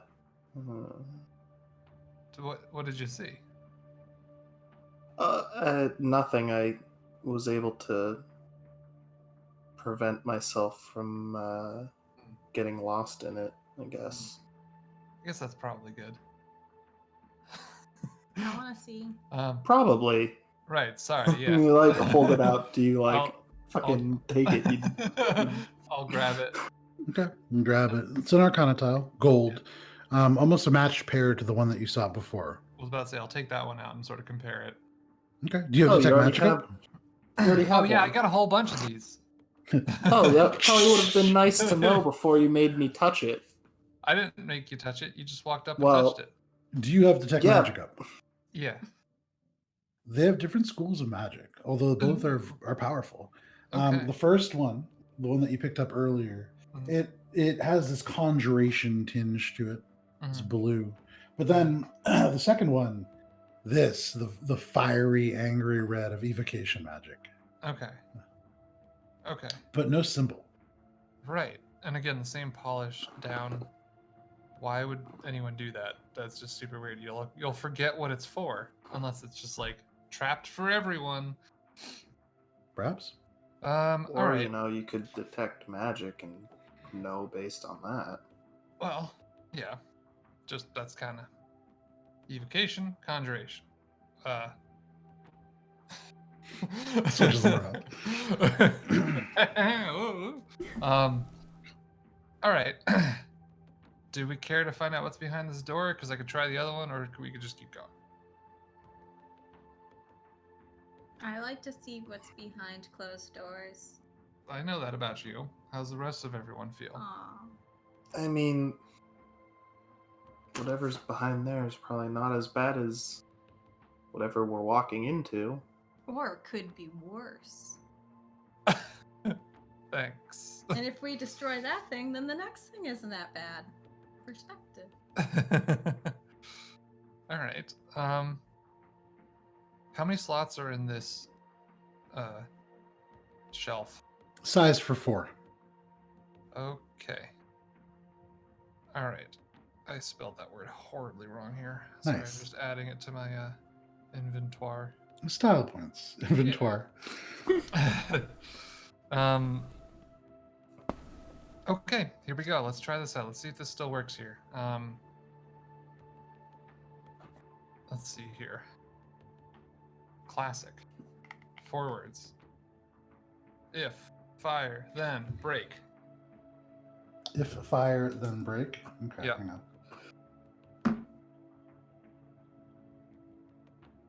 Okay. So you place those upon the door. Mm-hmm.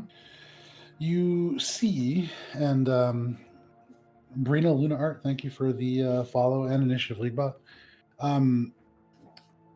As you place those on there, each Arcana tile, the little symbol kind of giving you the definition for what it does, they click as if they align into place and they are accepted as Arcana tiles. Mhm. Nothing happens. Okay, perfect. That's fine. I didn't expect it to. Again, everyone, back a little. Karanza steps back. You can see her hair now much neater. Okay. Just gonna go ahead and campfire near the door.